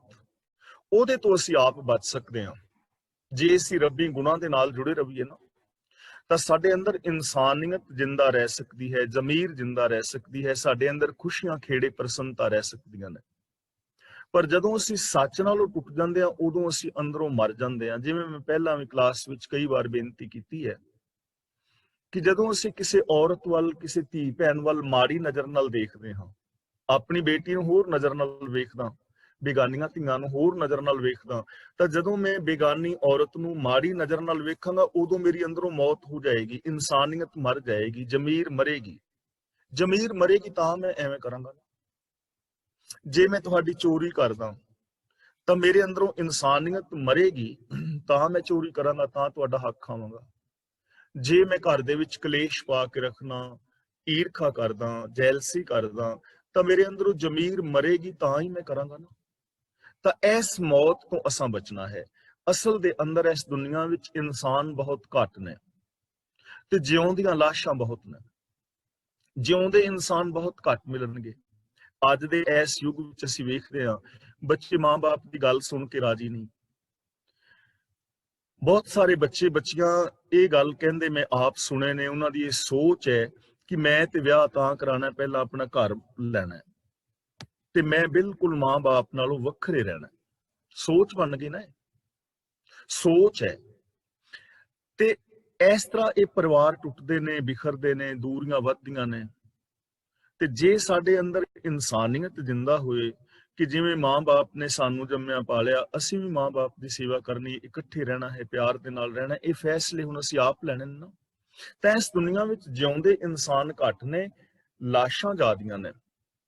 ਜੋ ਬੱਚੇ ਆਪਣੇ ਮਾਂ-ਬਾਪ ਦੀ ਪਰਵਾਹ ਨਹੀਂ ਕਰਦੇ ਤਾਂ ਉਹਨਾਂ ਨੂੰ ਅਸੀਂ ਜਿਉਂਦੇ ਨਹੀਂ ਨਾ ਕਹਿ ਸਕਦੇ। ਜੋ ਮਾਂ-ਬਾਪ ਆਪਣੇ ਬੱਚਿਆਂ ਨੂੰ ਛੱਡ ਕੇ ਚਲੇ ਗਏ ਉਹਨਾਂ ਨੂੰ ਅਸੀਂ ਜਿਉਂਦੇ ਨਹੀਂ ਕਹਿ ਸਕਦੇ। ਜੋ ਸਿੰਥੈਟਿਕ ਦੁੱਧ ਬਣਾ ਰਹੇ ਨੇ, ਸਿੰਥੈਟਿਕ ਖੋਇਆ ਬਣਾ ਰਹੇ ਨੇ, ਰਿਸ਼ਵਤ, ਚੋਰ ਬਜ਼ਾਰੀ, 2 ਨੰਬਰ ਦੇ ਧੰਦੇ ਕਰਦੇ ਨੇ, ਜਿਉਂਦੇ ਇਨਸਾਨ ਨਹੀਂ ਨਾ, ਮੋਏ ਹੋਏ ਨੇ। ਤੇ ਜਿਵੇਂ ਮੈਂ ਪਹਿਲਾਂ ਵੀ ਬੇਨਤੀ ਕੀਤੀ ਸੀ, ਕੁੱਤਾ ਸੂੰਘ ਕੇ ਦੱਸਦਾ ਹੈ ਬੰਦਾ ਚੋਰ ਹੈ, ਕੁੱਤਾ ਸੂੰਘ ਕੇ ਦੱਸਦਾ ਹੈ ਬੰਦਾ ਕਾਤਲ ਹੈ, ਕੁੱਤਾ ਸੂੰਘ ਕੇ ਦੱਸਦਾ ਇਸ ਬੰਦੇ ਦੀ ਅਟੈਚੀ ਵਿੱਚ ਕੋਈ ਨਸ਼ੀਲਾ ਪਦਾਰਥ ਹੈ। ਹੁਣ ਚੋਰੀਆਂ ਬੰਦਾ ਕਰੇ ਤੇ ਬੰਦੇ ਦੀਆਂ ਚੋਰੀਆਂ ਕੁੱਤਾ ਫੜੇ, ਇਹਦੇ ਤੋਂ ਵੱਧ ਸ਼ਰਮ ਵਾਲੀ ਗੱਲ ਕੀ ਹੋ ਸਕਦੀ ਹੈ? ਬੰਦਾ ਮਰ ਗਿਆ ਨਾ, ਇਹਨੂੰ ਕਹਿੰਦੇ ਨੇ ਮਰਨਾ। ਤਾਂ ਗੁਰੂ ਜੀ ਕਹਿੰਦੇ ਨੇ ਜਦੋਂ ਤੁਸੀਂ ਸੱਚ ਦੇ ਨਾਲ ਜੁੜਦੇ ਹੋ, ਅਸਲੀ ਜ਼ਿੰਦਗੀ ਉਦੋਂ ਜੀ ਰਹੇ ਹੋ। ਜਦੋਂ ਤੁਸੀਂ ਸੱਚ ਨਾਲੋਂ ਟੁੱਟ ਜਾਂਦੇ ਹੋ ਉਦੋਂ ਤੁਹਾਡੀ ਮੌਤ ਹੋ ਜਾਂਦੀ ਹੈ, ਬੰਦਾ ਉਦੋਂ ਮਰ ਜਾਂਦਾ ਹੈ। ਮਾਨੁਖ ਕਹਿ ਕਿਛ ਨਾਹੀ ਹਾਥ, ਬੰਦੇ ਦੇ ਹੱਥ ਵਿੱਚ ਕੁਝ ਨਹੀਂ ਹੈ, ਬੰਦੇ ਦੇ ਹੱਥ ਵਿੱਚ ਕੁਝ ਨਹੀਂ ਹੈ। ਹੁਣ ਇਹਦੀ ਜਿਹੜੀ ਇੰਟਰਪ੍ਰੀਟੇਸ਼ਨ ਹੈ ਉਹ ਗਲਤ ਕੀਤੀ ਗਈ ਹੈ ਕਿ ਬੰਦੇ ਦੇ ਹੱਥ ਵਿੱਚ ਕੁਝ ਨਹੀਂ, ਸਭ ਕੁਝ ਰੱਬ ਦੇ ਹੱਥ ਵਿੱਚ ਹੈ। ਗੱਲ ਤਾਂ ਠੀਕ ਹੈ ਲੇਕਿਨ ਇੰਟਰਪ੍ਰੀਟੇਸ਼ਨ ਬਹੁਤ ਗਲਤ ਹੈ। ਮਾਨੁਖ ਕੇ ਕਿਛ ਨਾਹੀ ਹਾਥ, ਬੰਦੇ ਦੇ ਹੱਥ ਵਿੱਚ ਕਿਵੇਂ ਨਹੀਂ ਕੁਝ ਵੀ? ਕਿਉਂਕਿ ਅਸੀਂ ਸਿਸਟਮ ਤੋਂ ਬਾਹਰ ਕੁਝ ਨਹੀਂ ਕਰ ਸਕਦੇ। ਸਿਸਟਮ ਹੈ ਕੁਦਰਤ ਦਾ ਕਿ ਅਸੀਂ ਸਾਰੇ ਆਕਸੀਜਨ ਦੇ ਨਾਲ ਜਿੰਦਾ ਰਹਾਂਗੇ। ਹਿੰਦੂ, ਮੁਸਲਮਾਨ, ਸਿੱਖ, ਈਸਾਈ, ਜੈਨੀ, ਬੋਧੀ, ਪੜ੍ਹੇ, ਅਨਪੜ੍ਹ, ਬੱਚੀਆਂ, ਬੱਚੇ, ਜਵਾਨ, ਅਮੀਰ, ਗਰੀਬ, ਰਾਜਾ, ਪ੍ਰਜਾ, ਆਕਸੀਜਨ ਦੇ ਨਾਲ ਜਿੰਦਾ ਰਹਾਂਗੇ। ਪਰ ਕੀ ਕੋਈ ਦੁਨੀਆ ਦਾ ਅਮੀਰ ਜਾਂ ਪੜ੍ਹਿਆ ਲਿਖਿਆ ਬੰਦਾ ਕਾਰਬਨ ਮੋਨੋਆਕਸਾਈਡ ਦੇ ਨਾਲ ਜਿੰਦਾ ਰਹਿ ਸਕਦਾ ਹੈ? ਕਿ ਮੈਂ ਆਕਸੀਜਨ ਨਾਲ ਜਿੰਦਾ ਨਹੀਂ, ਮੈਂ ਤੇ ਕਾਰਬਨ ਮੋਨੋਆਕਸਾਈਡ ਨਾਲ ਜਿੰਦਾ ਰਹਾਂਗਾ। ਐਵੇਂ ਹੋ ਹੀ ਨਹੀਂ ਸਕਦਾ। ਇਹਨੂੰ ਕਹਿੰਦੇ ਨੇ ਮਾਨੁਖ ਕੇ ਕਿਛ ਨਾਹੀ ਹਾਥ, ਕਿ ਸਿਸਟਮ ਤੋਂ ਬਾਹਰ ਕੋਈ ਬੰਦਾ ਕੁਝ ਨਹੀਂ ਕਰ ਸਕਦਾ। ਜਿੰਨੀਆਂ ਵੀ ਸਾਇੰਸ ਦੀਆਂ ਖੋਜਾਂ ਹੋਈਆਂ ਨੇ, ਜੋ ਵੀ ਵਿਗਿਆਨਿਕ ਨੇ, ਮਨੋਵਿਗਿਆਨਿਕ ਨੇ, ਸਾਈਕੈਟ੍ਰਿਕ ਨੇ, ਸਾਈਕੋਲੋਜਿਸਟ ਨੇ, ਜਾਂ ਜਿੰਨੇ ਵੀ ਵਿਗਿਆਨਿਕ ਡਾਕਟਰ ਨੇ, ਉਹਨਾਂ ਨੇ ਕੁਦਰਤ ਦੇ ਸਿਸਟਮ ਨੂੰ ਸਮਝਿਆ ਹੈ ਔਰ ਕੁਦਰਤ ਦੇ ਸਿਸਟਮ ਨੂੰ ਸਮਝ ਕੇ ਇੰਨੀਆਂ ਵੱਡੀਆਂ ਖੋਜਾਂ ਕਰਕੇ ਕਿੰਨੀਆਂ ਸਾਰੀਆਂ ਸਹੂਲਤਾਂ ਇਨਸਾਨ ਨੂੰ ਦਿੱਤੀਆਂ ਨੇ। ਪਹੀਏ ਤੋਂ ਲੈ ਕੇ, ਅੱਗ ਦੀ ਖੋਜ ਤੋਂ ਲੈ ਕੇ ਅੱਜ ਇਲੈਕਟ੍ਰੋਨਿਕ ਯੁੱਗ ਦੇ ਅੰਦਰ ਬੰਦਾ ਹੈ ਤਾਂ ਇਸ ਸਿਸਟਮ ਨੂੰ ਸਮਝਿਆ, ਸਿਸਟਮ ਤੋਂ ਬਾਹਰ ਨਹੀਂ। ਜੇ ਕੋਈ ਬੰਦਾ ਚਾਹੇ ਕਿ ਮੈਂ ਮੱਛੀਆਂ ਦੀ, ਡੱਡੂਆਂ ਦੀ ਤਰ੍ਹਾਂ ਪਾਣੀ ਵਿੱਚ ਰਹਿਣਾ, ਕੱਲ ਤੋਂ ਮੈਂ ਸਮੁੰਦਰ ਵਿੱਚ ਰਹਿਣਾ ਸ਼ੁਰੂ ਕਰ ਦੇਣਾ, ਰਹਿ ਹੀ ਨਹੀਂ ਸਕਦਾ ਕਿਉਂਕਿ ਸਿਸਟਮ ਨਹੀਂ ਨਾ ਹੈ। ਮਾਨੁਖ ਕੇ ਕਿਛ ਨਾਹੀ ਹਾਥ ਦਾ ਮਤਲਬ ਕਿ ਸਿਸਟਮ ਤੋਂ ਬਾਹਰ ਜਾ ਕੇ ਤੁਸੀਂ ਕੁਝ ਵੀ ਨਹੀਂ ਕਰ ਸਕਦੇ, ਤੁਹਾਡੇ ਹੱਥ ਵਿੱਚ ਕੁਝ ਨਹੀਂ ਹੈ। ਜੇ ਸਫਲ ਹੋਣਾ ਹੈ ਤਾਂ ਉਹਦੇ ਵਾਸਤੇ ਕੁਝ ਰਿਕੁਆਇਰਮੈਂਟ ਨੇ। ਡਾਕਟਰ ਬਣਨਾ ਹੈ, ਇੰਜੀਨੀਅਰ ਬਣਨਾ ਹੈ, ਵਿਗਿਆਨਿਕ ਬਣਨਾ ਹੈ, ਆਪਣੇ ਘਰਾਂ ਵਿੱਚ ਸੁਖ ਸ਼ਾਂਤੀ ਲਿਆਉਣੀ ਹੈ, ਜੀਵਨ ਵਿੱਚ ਸਫਲ ਹੋਣਾ ਹੈ, ਤਾਂ ਉਹਦੇ ਵਾਸਤੇ ਸਿਸਟਮ ਹੈ, ਉਹਨੂੰ ਫੋਲੋ ਕਰਨਾ ਪਵੇਗਾ। ਸਿਸਟਮ ਤੋਂ ਬਾਹਰ ਕੁਝ ਨਹੀਂ ਹੈ। ਇਸਕਾ ਹੁਕਮ ਬੂਝ ਸੁਖ ਹੋਏ, ਇੱਥੇ ਹੁਕਮ ਰਜਾ ਔਰ ਭਾਣਾ ਜਾਂ ਲੇਖ ਆਪਾਂ ਰੋਜ਼ ਇਹ ਵਿਚਾਰ ਕਰ ਰਹੇ ਹਾਂ। ਹੁਕਮ ਦਾ ਮਤਲਬ ਸਿਸਟਮ, ਲਾ ਆਫ ਨੇਚਰ, ਜਿਹਨੂੰ ਕਈ ਲੋਕ ਲਾ ਆਫ ਫਿਜ਼ਿਕਸ ਵੀ ਕਹਿੰਦੇ ਨੇ, ਲੇਕਿਨ ਲਾ ਆਫ ਨੇਚਰ ਵਰਡ ਜਿਹੜਾ ਹੈ ਉਹ ਜ਼ਿਆਦਾ ਬਿਹਤਰ ਹੈ। ਹੁਕਮ ਦਾ ਮਤਲਬ ਲਾ ਆਫ ਨੇਚਰ। ਇਸ ਕੁਦਰਤ ਦੇ ਜੋ ਨਿਯਮ ਨੇ ਇਹਨਾਂ ਨੂੰ ਬੁੱਝ ਲਓ, ਇਹਨਾਂ ਨੂੰ ਸਮਝ ਲਓ, ਤਾਂ ਤੁਹਾਡੀ ਜ਼ਿੰਦਗੀ ਦੇ ਅੰਦਰ ਸੁੱਖ ਪੈਦਾ ਹੋ ਸਕਦਾ ਹੈ। ਸੰਭਾਵਨਾ ਹੈ, ਪੋਸੀਬਿਲਿਟੀ ਹੈ ਹਰ ਇੱਕ ਦੇ ਅੰਦਰ, ਜੇ ਕੋਈ ਸਿਸਟਮ ਨੂੰ ਸਮਝੇ। ਦੇਖੋ ਸਾਡਾ ਟ੍ਰੈਫਿਕ ਦੇ ਰੂਲ ਨੇ, ਅਸੀਂ ਆਪ ਕਾਰਾਂ ਬਣਾਈਆਂ ਨੇ, ਆਪ ਸੜਕਾਂ ਬਣਾਈਆਂ, ਆਪ ਹੀ ਅਸੀਂ ਰੂਲ ਬਣਾਏ ਨੇ। ਤੇ ਜਿਹੜਾ ਟ੍ਰੈਫਿਕ ਦੇ ਰੂਲਸ ਨੂੰ ਪੂਰਿਆਂ ਕਰਦਾ ਹੈ ਉਹ ਬੰਦਾ ਸਹੀ ਮੰਜ਼ਿਲ ਤੇ ਪਹੁੰਚ ਜਾਂਦਾ ਹੈ। ਤੇ ਜਦੋਂ ਟ੍ਰੈਫਿਕ ਦੇ ਰੂਲਸ ਤੋੜੇ ਜਾਂਦੇ ਨੇ ਉਦੋਂ ਐਕਸੀਡੈਂਟ ਹੋ ਜਾਂਦਾ ਹੈ। ਉਹਦੇ ਨਾਲ ਕੋਈ ਫਰਕ ਨਹੀਂ ਪੈਂਦਾ। ਅਸੀਂ ਕਈ ਵਾਰ ਕਹਿੰਦੇ ਮੈਂ ਤੇ ਠੀਕ ਜਾ ਰਿਹਾ ਸਾਂ, ਮੇਰੀ ਕੀ ਗਲਤੀ ਹੈ? ਤੇਰੀ ਗਲਤੀ ਨਹੀਂ ਹੈ, ਤੇਰੀ ਗਲਤੀ ਕੋਈ ਕਹਿ ਵੀ ਨਹੀਂ ਰਿਹਾ। ਲੇਕਿਨ ਐਕਸੀਡੈਂਟ ਜਿਹੜਾ ਹੋਇਆ ਹੈ ਉਹ ਰੂਲਸ ਟੁੱਟਣ ਕਰਕੇ ਹੋਇਆ, ਚਾਹੇ ਦੂਜੇ ਨੇ ਤੋੜਿਆ। ਐਕਸੀਡੈਂਟ ਉਦੋਂ ਹੋਏਗਾ ਜਦੋਂ ਨਿਯਮ ਤੋੜੋਗੇ। ਇਸੇ ਤਰ੍ਹਾਂ ਸਾਡੀ ਜੋ ਜ਼ਿੰਦਗੀ ਹੈ, ਸਰੀਰਕ, ਮਾਨਸਿਕ, ਬੌਧਿਕ, ਆਤਮਿਕ, ਪਰਿਵਾਰਕ, ਵਿਵਹਾਰਕ ਤੌਰ ਤੇ, ਚਾਹੇ ਉਹ ਸਾਡੀ ਪਰਸਨਲ ਲਾਈਫ ਹੈ, ਫੈਮਿਲੀ ਲਾਈਫ ਹੈ ਜਾਂ ਸੋਸ਼ਲ ਲਾਈਫ ਹੈ, ਉਹਦੇ ਵਿੱਚ ਦੁੱਖ ਉਦੋਂ ਆਉਣਗੇ ਜਦੋਂ ਅਸੀਂ ਉਸ ਸਿਸਟਮ ਨੂੰ ਤੋੜਾਂਗੇ, ਜਦੋਂ ਅਸੀਂ ਰਿਕੁਆਇਰਮੈਂਟ ਸੁੱਖਾਂ ਵਾਲੀ ਪੂਰੀ ਨਹੀਂ ਕਰਾਂਗੇ। ਇਸ ਲਈ ਗੁਰੂ ਜੀ ਕਹਿੰਦੇ ਨੇ ਸਿਸਟਮ ਨੂੰ ਸਮਝੋ। ਜਦੋਂ ਤੁਸੀਂ ਰੱਬੀ ਹੁਕਮ ਨੂੰ ਸਮਝੋਗੇ, ਉਹਦੇ ਮੁਤਾਬਕ ਜ਼ਿੰਦਗੀ ਜੀਵੋਗੇ, ਫਿਰ ਜੀਵਨ ਦੇ ਅੰਦਰ ਸੁੱਖ ਹੋਏਗਾ। ਤਿਸਕਾ ਹੁਕਮ ਬੂਝ ਸੁਖ ਹੋਏ, ਤਿਸਕਾ ਨਾਮ ਰੱਖ ਕੰਠ ਪਰੋਏ। ਕੰਠ ਪਰੋਏ ਦਾ ਮਤਲਬ ਗਲੇ 'ਚ ਪਰੋ ਕੇ। ਜਿਵੇਂ ਲੋਕ ਪਾਉਂਦੇ ਨੇ ਨਾ, ਸੋਨਾ ਹੈ, ਚਾਂਦੀ ਹੈ, ਹੀਰੇ ਜਵਾਹਰਾਤ ਨੇ, ਲੋਕ ਗਹਿਣੇ ਪਾਉਂਦੇ ਨੇ, ਗਲਿਆਂ ਦੇ ਵਿੱਚ ਮੋਟੀਆਂ ਮੋਟੀਆਂ ਜ਼ੰਜੀਰੀਆਂ ਪਾਈਆਂ ਨੇ, ਕਿੰਨੇ ਪਿਆਰ ਨਾਲ ਲੋਕ ਪਾਉਂਦੇ ਨੇ, ਸ਼ੌਕ ਹੈ ਨਾ। ਤਾਂ ਗੁਰੂ ਜੀ ਕਹਿੰਦੇ ਨੇ ਇਹ ਜ਼ੰਜੀਰੀਆਂ, ਇਹ ਤੇਰੇ ਹੀਰੇ ਜਵਾਹਰਾਤ, ਇਹਨਾਂ ਨੂੰ ਜਿਵੇਂ ਤੂੰ ਸਾਂਭ ਕੇ ਰੱਖਦਾ, ਜੇ ਇਸੇ ਤਰ੍ਹਾਂ ਰੱਬ ਦੇ ਜਿਹੜੇ ਗੁਣ ਨੇ, ਸਤ, ਸੰਤੋਖ, ਦਇਆ, ਧਰਮ, ਧੀਰਜ, ਗਿਆਨ, ਵੈਰਾਗ, ਨਿਮਾਨਤਾ, ਸੇਵਾ, ਸਿਮਰਨ, ਪ੍ਰੇਮ, ਕੁਰਬਾਨੀ ਦੇ ਜੋ ਸ਼ੁਭ ਜਜ਼ਬੇ ਨੇ, ਇਹਨਾਂ ਨੂੰ ਆਪਣੀ ਮੈਂਟੈਲਿਟੀ ਵਿੱਚ ਵਸਾ ਲਵੇਂ, ਆਪਣੀ ਸੋਚ ਦੇ ਅੰਦਰ ਵਸਾ ਲਵੇਂ, ਤਾਂ ਫਿਰ ਜਿਹੜੇ ਜੀਵਨ ਦੇ ਅੰਦਰ ਸੁਖ ਸ਼ਾਂਤੀ ਆ ਸਕਦੀ ਹੈ। ਹਰ ਪਲ, ਹਰ ਥਾਂ ਤੇ ਤੂੰ ਸੁਖੀ ਔਰ ਸ਼ਾਂਤ ਹੋ ਸਕਦਾ ਹੈ। ਦੇਖੋ ਅਸੀਂ ਆਪਣੇ ਜੀਵਨ ਨੂੰ ਮੈਨੇਜ ਕਰਨਾ ਹੈ। ਸਿਰਫ ਜਿਹਨੂੰ ਮੈਨੇਜ ਕਰਨਾ ਆ ਗਿਆ ਉਹ ਜੀਵਨ ਵਿੱਚ ਸੁਖੀ ਹੈ, ਚਾਹੇ ਉਹ ਪੀਪਲ ਮੈਨੇਜਮੈਂਟ ਹੈ, ਸਟ੍ਰੈਸ ਮੈਨੇਜਮੈਂਟ ਹੈ, ਟਾਈਮ ਮੈਨੇਜਮੈਂਟ ਹੈ, ਮਨੀ ਮੈਨੇਜਮੈਂਟ ਹੈ ਜਾਂ ਸਿਚੁਏਸ਼ਨ ਮੈਨੇਜਮੈਂਟ ਹੈ। ਇਹਨਾਂ ਨੂੰ ਮੈਨੇਜ ਕਰਨਾ ਨਾ, ਕੁਝ ਨਿਯਮ ਨੇ, ਜੇ ਉਹਨਾਂ ਨਿਯਮਾਂ ਨੂੰ ਸਮਝ ਲਿਆ ਜਾਏ ਤਾਂ ਅਸੀਂ ਆਪਣੀ ਜ਼ਿੰਦਗੀ ਨੂੰ ਬਹੁਤ ਚੰਗੇ ਦੇ ਨਾਲ ਜੀ ਸਕਦੇ ਹਾਂ। ਹਰ ਥਾਂ ਤੇ ਅਸੀਂ ਸੁਖੀ ਸ਼ਾਂਤ ਰਹਿ ਸਕਦੇ ਹਾਂ। ਮੈਂ ਇਸ ਬਾਰੇ, ਫੈਮਿਲੀ ਰਿਲੇਸ਼ਨਸ਼ਿਪ ਬਾਰੇ, ਜਿਵੇਂ ਪਹਿਲਾਂ ਵੀ ਗੱਲ ਕੀਤੀ ਹੈ, ਕਾਫੀ ਸਟੱਡੀ ਕੀਤੀ ਹੈ, ਔਰ ਇਹ ਹਕੀਕਤ ਹੈ, ਮੈਂ ਤੁਹਾਨੂੰ ਆਪਣੀ ਜ਼ਿੰਦਗੀ ਦੇ ਐਕਸਪੀਰੀਅੰਸ ਵਿੱਚ ਤੋਂ ਵੀ ਕਹਿ ਰਿਹਾ। ਗੁਰਬਾਣੀ ਵੀ ਸਾਨੂੰ ਇਹ ਚੀਜ਼ ਦੱਸਦੀ ਹੈ, ਜਦੋਂ ਯੂਨੀਵਰਸਲ ਟਰੁਥ ਦੇ ਬੇਸ ਦੇ ਉੱਤੇ ਇਹਨਾਂ ਚੀਜ਼ਾਂ ਨੂੰ ਪਰਖੋਗੇ ਤਾਂ ਬਿਲਕੁਲ ਪੂਰੀਆਂ ਉਤਰਨਗੀਆਂ। ਮਨੋਵਿਗਿਆਨਿਕ ਤੱਥ ਨੇ। ਜ਼ਿੰਦਗੀ ਬਹੁਤ ਆਸਾਨ ਹੈ, ਜ਼ਿੰਦਗੀ ਬੜੀ ਖੁਸ਼ੀ ਦੇ ਨਾਲ ਬਿਤਾਈ ਜਾ ਸਕਦੀ ਹੈ, ਪਰ ਜੇ ਅਸੀਂ ਬਿਤਾਣਾ ਚਾਹੀਏ, ਜੇ ਅਸੀਂ, ਸਾਡੀ ਡਾਇਰੈਕਸ਼ਨ ਜਿਹੜੀ ਹੈ ਠੀਕ ਹੋਏ, ਵੇ ਆਫ ਲਾਈਫ ਠੀਕ ਹੋਏ, ਤਾਂ ਗੁਰੂ ਜੀ ਕਹਿੰਦੇ ਨੇ ਉਹਦੇ ਗੁਣਾਂ ਨੂੰ ਆਪਣੇ ਹਿਰਦੇ ਵਿੱਚ ਪਰੋ ਕੇ ਰੱਖ। ਸਿਮਰ ਸਿਮਰ ਸਿਮਰ ਪ੍ਰਭ ਸੋਏ। 3 ਵਾਰੀ ਸਿਮਰ ਕਿਹਾ ਹੈ। ਸਿਮਰ ਦਾ ਮਤਲਬ ਹੁੰਦਾ ਹੈ, ਸਿਮਰਨ ਦਾ ਮਤਲਬ ਯਾਦ ਕਰਨਾ, ਸਿਮਰਨ ਦਾ ਮਤਲਬ ਯਾਦ। ਜਦੋਂ ਤੁਸੀਂ ਆਪਣੇ ਬੇਟੇ ਦੀ ਗੱਲ ਕਰ ਰਹੇ ਹੋ ਨਾ, ਸਪੋਜ਼ ਕਿ ਮੈਂ ਇੱਥੇ ਬੈਠਾ ਆਪਣੇ ਬੇਟੇ ਬਾਰੇ ਤੁਹਾਨੂੰ ਦੱਸਾਂ ਕਿ ਮੇਰਾ ਬੇਟਾ ਜਾਂ ਬੇਟੀ ਇਹ ਕੰਮ ਕਰਦੇ ਨੇ, ਤਾਂ ਹੁਣ ਮੈਂ ਆਪਣੇ ਬੇਟੀ ਔਰ ਬੇਟੇ ਦਾ ਸਿਮਰਨ ਕਰ ਰਿਹਾ ਹਾਂ। ਸਿਮਰਨ ਦਾ ਮਤਲਬ ਯਾਦ। ਜਦੋਂ ਮੈਂ ਸੱਚ ਦੀ ਗੱਲ ਕਰਦਾ ਉਦੋਂ ਮੈਂ ਸੱਚ ਦਾ ਸਿਮਰਨ ਕਰ ਰਿਹਾ, ਤੇ ਜਦੋਂ ਮੈਂ ਝੂਠ ਬੋਲਦਾ ਹਾਂ ਇਹਦਾ ਮਤਲਬ ਮੈਂ ਝੂਠ ਦਾ ਸਿਮਰਨ ਕਰ ਰਿਹਾ। ਮੇਰੀ ਯਾਦ ਦੇ ਅੰਦਰ ਝੂਠ ਹੈ, ਜੈਲਸੀ ਹੈ, ਈਰਖਾ ਹੈ, ਦਵੇਸ਼ ਹੈ, ਵੈਰ ਹੈ, ਵਿਰੋਧ ਹੈ, ਪਾਪ ਨੇ, ਅਪਰਾਧ ਨੇ। ਇਹ ਹੁਣ ਮੇਰੇ ਤੇ ਡਿਪੈਂਡ ਕਰੇਗਾ ਕਿ ਮੈਂ ਕਿਸ ਚੀਜ਼ ਨੂੰ ਯਾਦ ਰੱਖਣਾ ਚਾਹੁੰਦਾ, ਮੈਂ ਆਪਣੀ ਸੋਚ ਦੇ ਅੰਦਰ ਕਿਹੜੀ ਸ਼ੈ ਵਸਾਣੀ ਹੈ।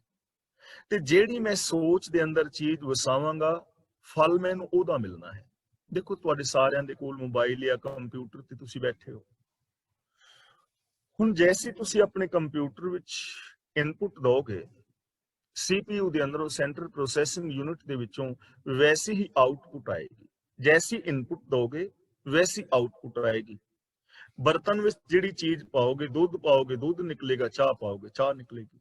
ਕਣਕ ਬੀਜੋਗੇ ਕਣਕ ਪੈਦਾ ਹੋਏਗੀ, ਛੋਲੇ ਬੀਜੋਗੇ ਛੋਲੇ ਪੈਦਾ ਹੋਣਗੇ। ਇਹ ਨੇਮ ਹੈ। ਤਾਂ ਜਦੋਂ ਤੁਸੀਂ ਆਪਣੀ ਯਾਦ ਦੇ ਅੰਦਰ ਗੁਣ ਪਾਓਗੇ, ਬਾਰ-ਬਾਰ ਗੁਣਾਂ ਦੀ ਗੱਲ ਕਰੋਗੇ, ਉਹ ਤੁਹਾਡੇ ਸਬਕੌਂਸ਼ੀਅਸ ਮਾਈਂਡ ਅੰਦਰ ਚਲੇ ਜਾਣਗੇ, ਤੇ ਸਬਕੌਂਸ਼ੀਅਸ ਮਾਈਂਡ ਦੇ ਅੰਦਰੋਂ ਆਟੋਮੈਟਿਕਲੀ ਤੁਹਾਡੇ ਕੌਂਸ਼ੀਅਸ ਮਾਈਂਡ ਨੂੰ ਸਿਗਨਲ ਵੀ ਉਹੀ ਮਿਲਣਗੇ, ਸੂਚਨਾ ਵੀ ਉਹੀ ਮਿਲੇਗੀ, ਤੇ ਤੁਸੀਂ ਕੰਮ ਵੀ ਵੈਸੇ ਹੀ ਕਰੋਗੇ, ਉਹਦਾ ਫਲ ਵੀ ਚੰਗਾ ਮਿਲੇਗਾ। ਤੇ ਜੇ ਤੁਸੀਂ ਹਮੇਸ਼ਾ ਬੁਰਾਈਆਂ ਨੂੰ ਯਾਦ ਰੱਖਦੇ ਹੋ, ਕਈ ਲੋਕ ਨਾ ਇਨਫੀਰੀਅਰਿਟੀ ਕੰਪਲੈਕਸ ਦੇ ਸ਼ਿਕਾਰ ਹੋ ਜਾਂਦੇ ਨੇ। ਕਿਉਂ ਹੋ ਜਾਂਦੇ ਨੇ? ਕਿਉਂਕਿ ਉਹਨਾਂ ਦੀ ਵਰਡਿੰਗ ਐਸੀ ਹੁੰਦੀ ਹੈ ਕਿ ਮੇਰੇ ਤੋਂ ਤੇ ਕੁਝ ਹੋ ਨਹੀਂ ਸਕਦਾ, ਮੈਂ ਤੇ ਸਫਲ ਨਹੀਂ ਹੋ ਸਕਦਾ, ਉਸ ਮੁੰਡੇ ਦਾ ਦਿਮਾਗ ਬੜਾ ਤੇਜ਼ ਹੈ, ਉਹ ਤਾਂ ਪੜ ਗਿਆ, ਮੇਰਾ ਤੇ ਦਿਮਾਗ ਹੀ ਹੈ ਨਹੀਂ, ਮੈਨੂੰ ਤੇ ਕੋਈ ਗੱਲ ਚੇਤੇ ਨਹੀਂ ਰਹਿੰਦੀ, ਮੈਨੂੰ ਤੇ ਲੋਕ ਲਾਈਕ ਨਹੀਂ ਕਰਦੇ, ਮੈਨੂੰ ਤੇ ਲੋਕ ਪਸੰਦ ਨਹੀਂ ਕਰਦੇ, ਜਿੱਧਰ ਜਾਣਾ ਲੋਕ ਮੇਰੇ ਖਿਲਾਫ ਹੀ ਬੋਲਦੇ ਨੇ, ਮੈਂ ਤੇ ਕਾਮਯਾਬ ਹੋ ਹੀ ਨਹੀਂ ਸਕਦਾ, ਇਹਦੇ ਨਾਲੋਂ ਚੰਗਾ ਰੱਬ ਮੈਨੂੰ ਚੁੱਕ ਹੀ ਲਵੇ। ਹੁਣ ਜਦੋਂ ਇਹ ਵਰਡਿੰਗ ਬਾਰ-ਬਾਰ ਬੋਲੋਗੇ, ਸਬਕੌਂਸ਼ੀਅਸ ਦੇ ਅੰਦਰ ਜਾਏਗੀ, ਇਹ ਸਾਰਾ ਕੁਝ ਤੁਹਾਡਾ ਸਟੋਰ ਹੋ ਗਿਆ, ਫਿਰ ਇੱਕ ਰੁੱਖ ਬਣ ਕੇ ਪੈਦਾ ਹੋਏਗਾ ਤੇ ਤੁਸੀਂ ਇਨਫੀਰੀਅਰਿਟੀ ਕੰਪਲੈਕਸ ਦੇ ਸ਼ਿਕਾਰ ਹੋ ਜਾਓਗੇ, ਤੁਸੀਂ ਕੁਝ ਨਹੀਂ ਕਰ ਪਾਓਗੇ। ਕੁਝ ਲੋਕ ਨੇ ਸੁਪਰੀਅਰਿਟੀ ਕੰਪਲੈਕਸ ਦੇ ਸ਼ਿਕਾਰ ਹੋ ਜਾਂਦੇ ਨੇ, ਉਹ ਇਹ ਬੋਲਦੇ ਨੇ ਕਿ ਮੈਂ ਹੀ ਸਭ ਕੁਝ ਹਾਂ, ਮੈਂ ਹੀ ਸਿਆਣਾ, ਮੇਰੇ ਤੋਂ ਸਿਆਣਾ ਕੁਝ ਹੋਰ ਹੈ ਹੀ ਨਹੀਂ, ਬਾਕੀ ਜਨਤਾ ਤੇ ਐਵੇਂ ਹੈ।